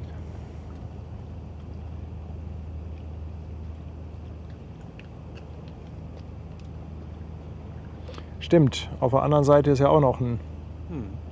Also sind immer 2 Polizeiboote. Die sperren dann von beiden Seiten.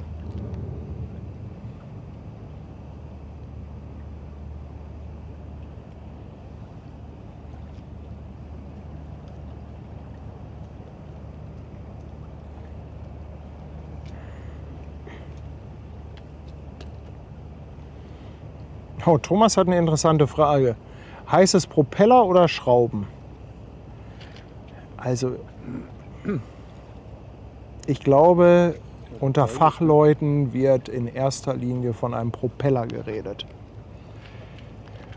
Ob Schraube jetzt wirklich falsch ist, weiß ich gar nicht.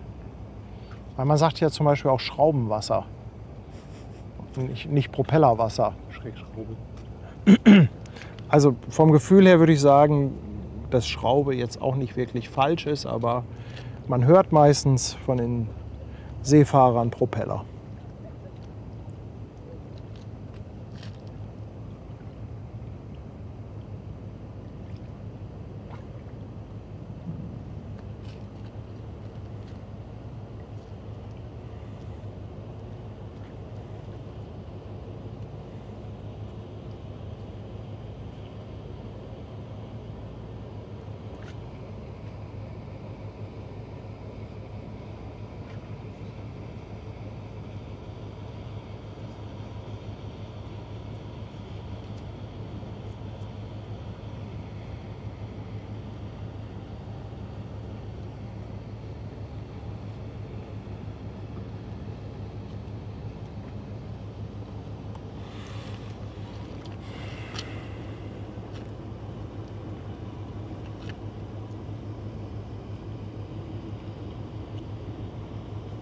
Frag doch mal ChatGPT, ob es Propeller oder Schraube heißt.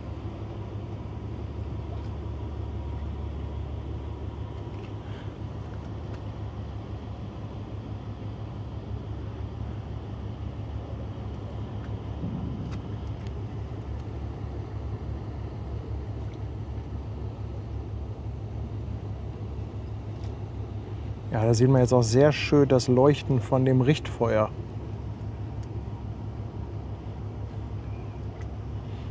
Also der Propeller macht das Schraubenwasser. Vielleicht können wir uns darauf einigen.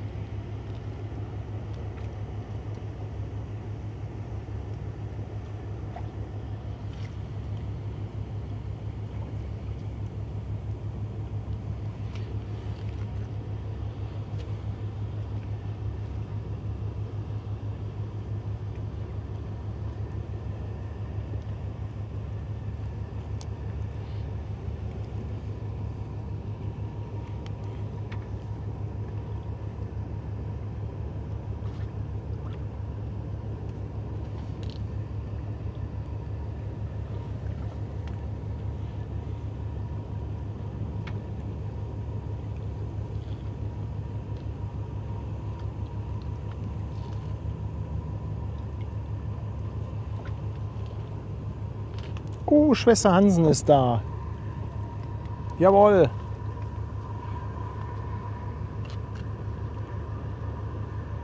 Moin, meine Liebe.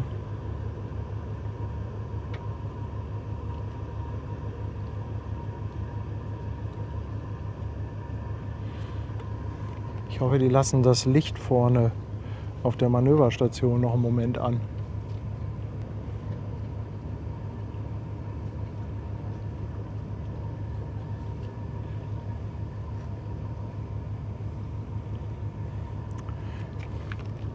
Ich glaube, der Schlepper kommt vorne raus, oder?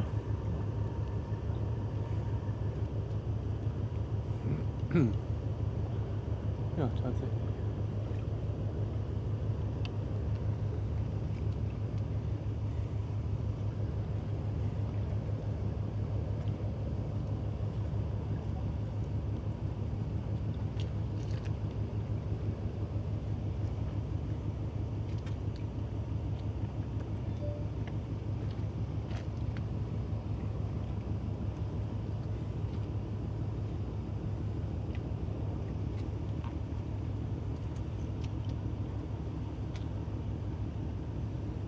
Das sieht echt immer wieder cool aus, wenn die da rauskommen, oder?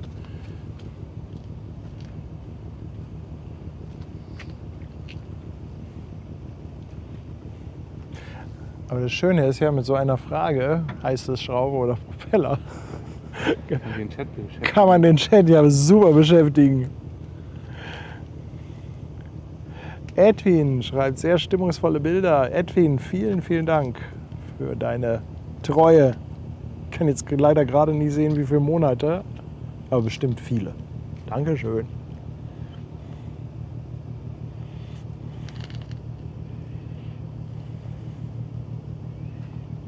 An solchen Fragen sind schon Ehen kaputt gegangen.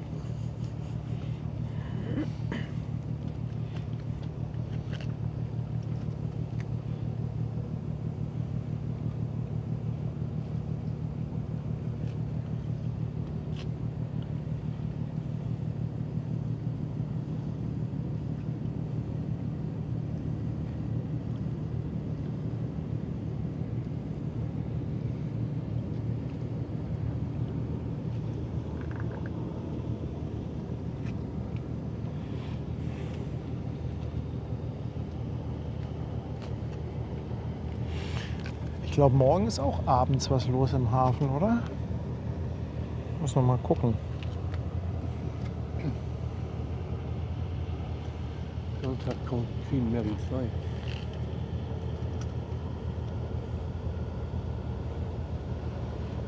Ja, morgens um 5:30. Das werde ich nach Samstagabend nicht schaffen. Ja, fährst du durch. Fährst direkt.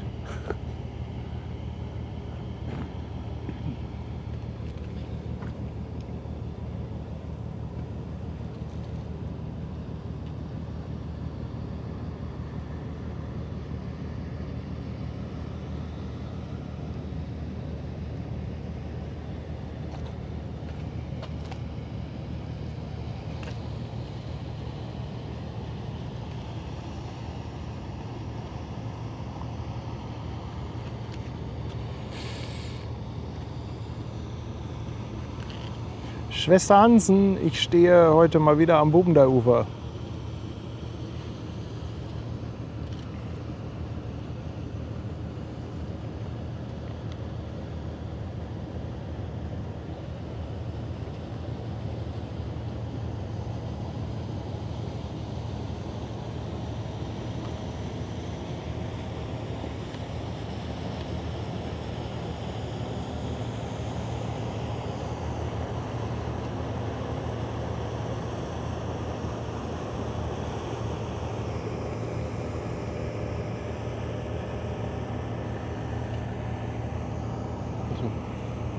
Alles gut. Ich war schon da. Ich war schon auf der Kamera. Oh, die Geräusche.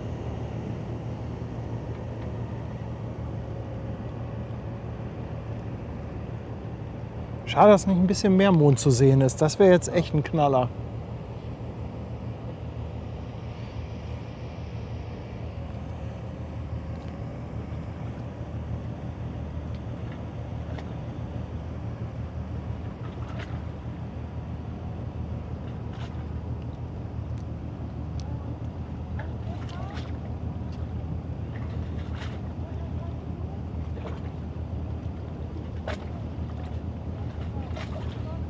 Schreit der da zur Polizei rüber? Kann ich durchfahren? Kann ich durchfahren? Ich hab's doch eilig. Natürlich, da vorne durch. Mit so einer kleinen Nussschale.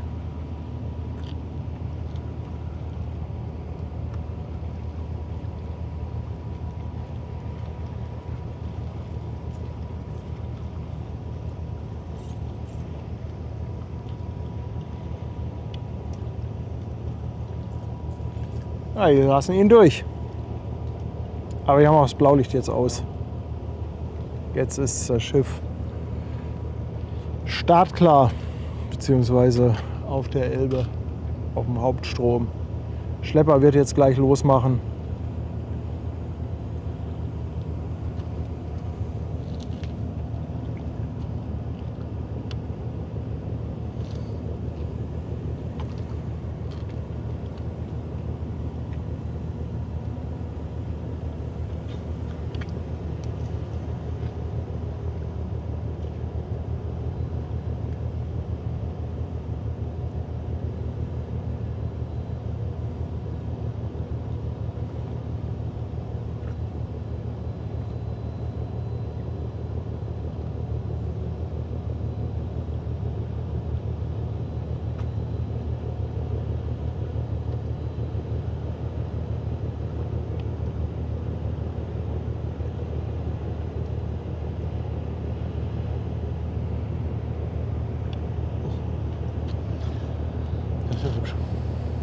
sieht ganz gut aus frontal, oder?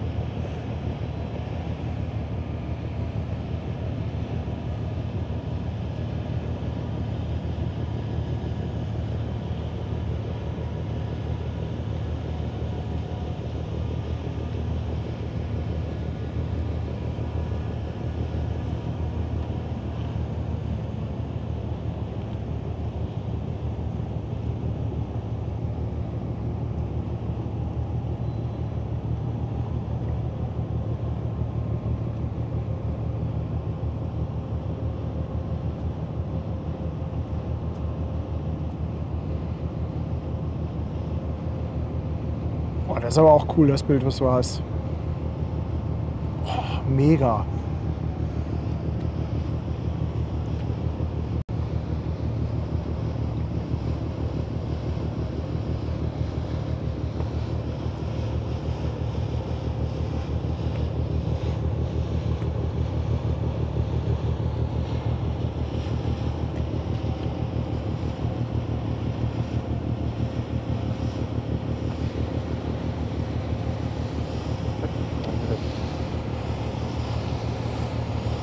Schlepper los und tschüss.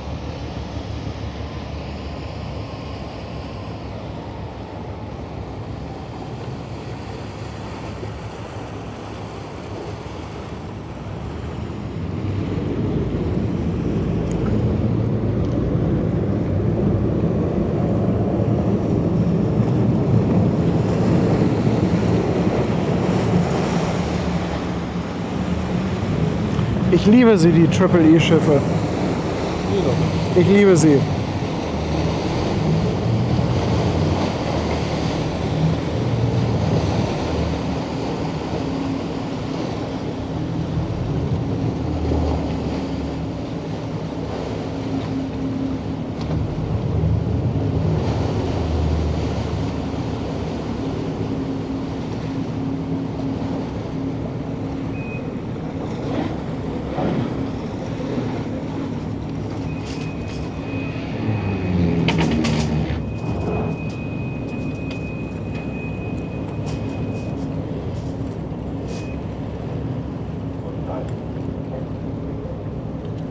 Hinten haben wir noch einen Schlepper dran, da gibt es noch ein bisschen Licht.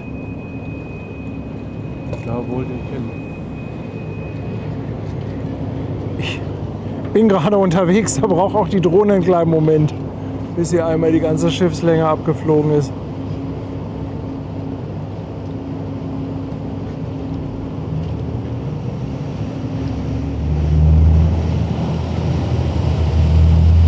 Oh ja, wow!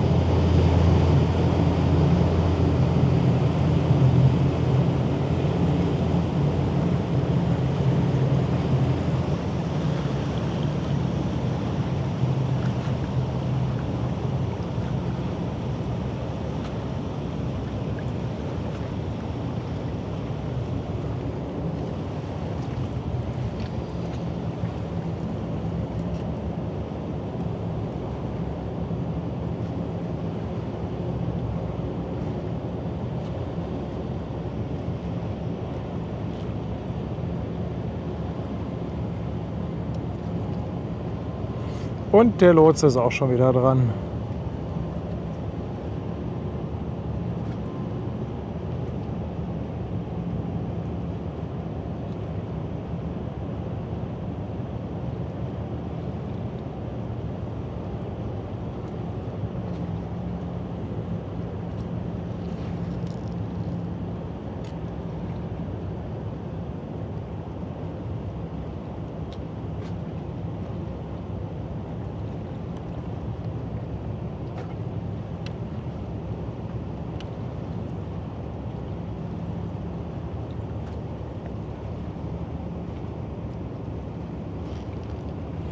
Guck mal, hier haben wir noch einen Fairplay-Schlepper. Die sind so langsam. Hier. Ja. Ob die noch mal... Ist doch ein Fairplay, ne? Ob die noch mal einen Gruß da lassen.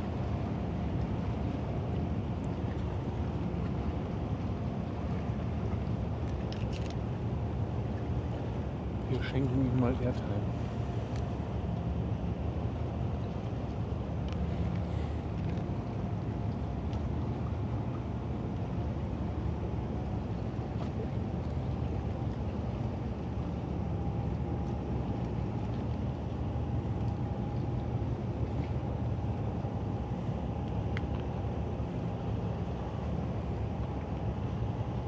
Auch so coole Geräusche.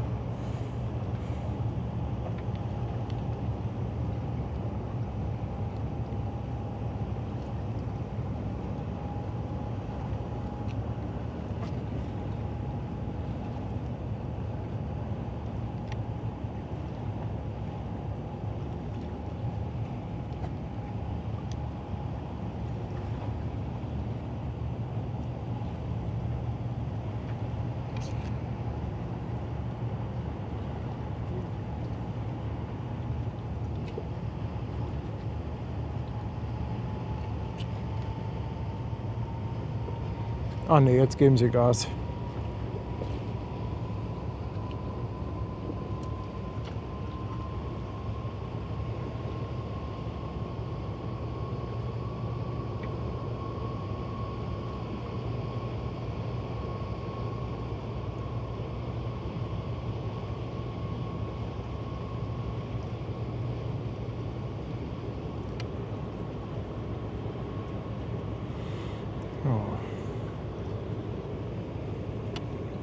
Ja, und da ist sie schon weg, die Maersk. Mann. Ulrich, Dankeschön. Nochmal 2 Euro. Vielen, vielen Dank, mein Lieber.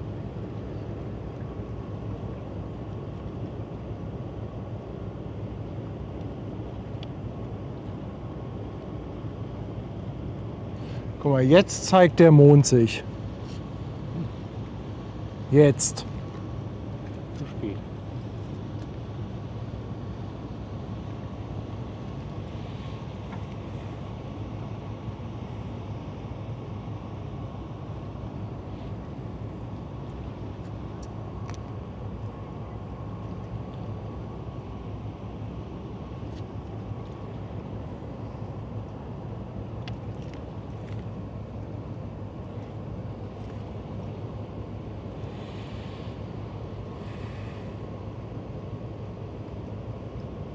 Boah, wie muss das mit Vollmond ballern, wenn der da steht?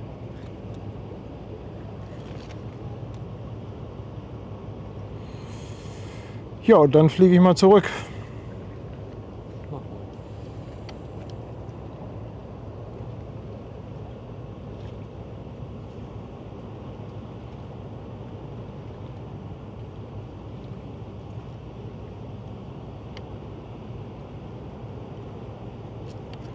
Oh. Schalt mal gerade auf die Drohne. Ich meine, ich hätte da gerade Blitze gesehen. Mal einen Moment draufbleiben. Irgendwo da hinten. Ja,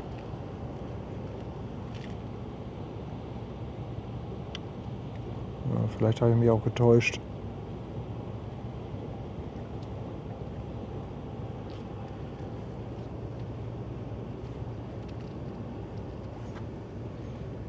Kommt das auf uns zu? Aber irgendwas ist da hinten, ne? Südlich Lüneburg. Ja, also habe ich mich nicht ganz getäuscht. Ja, kannst wieder umschalten, dann gehe ich jetzt runter.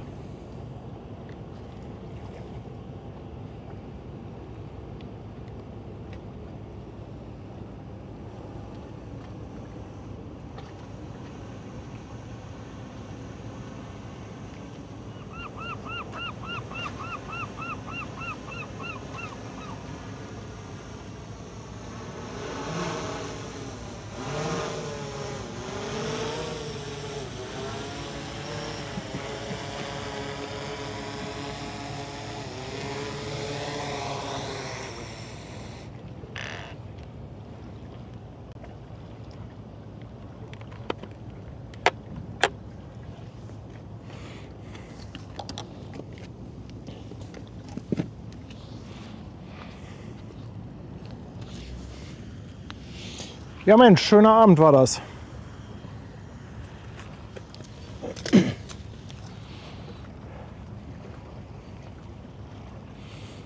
Ich drehe mal die Kamera hier ein bisschen ins Licht.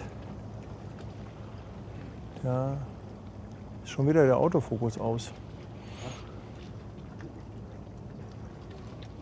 Aber hat keiner gemeckert, oder? Ich habe nichts gelesen. Ja. Ja, Mensch, ihr Lieben, das war doch ein schöner, lauschiger Abend, oder? Bei dem Wetter.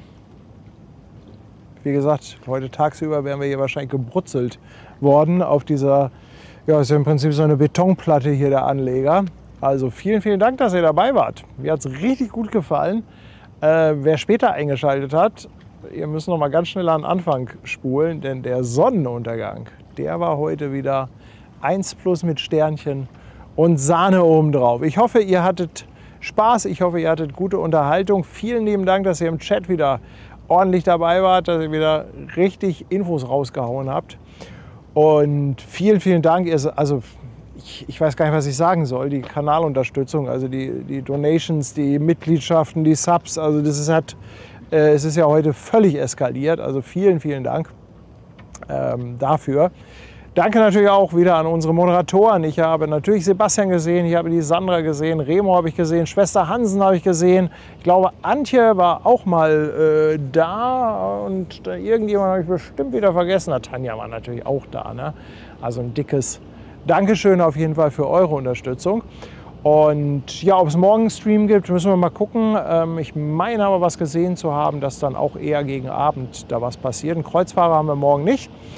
Aber da gucken wir einfach mal. Ansonsten auf die WhatsApp achten. Und dann sage ich jetzt mal tschüss, ihr Lieben. Schlaft gut. Bis zum nächsten Stream. Over and out. Tschüss.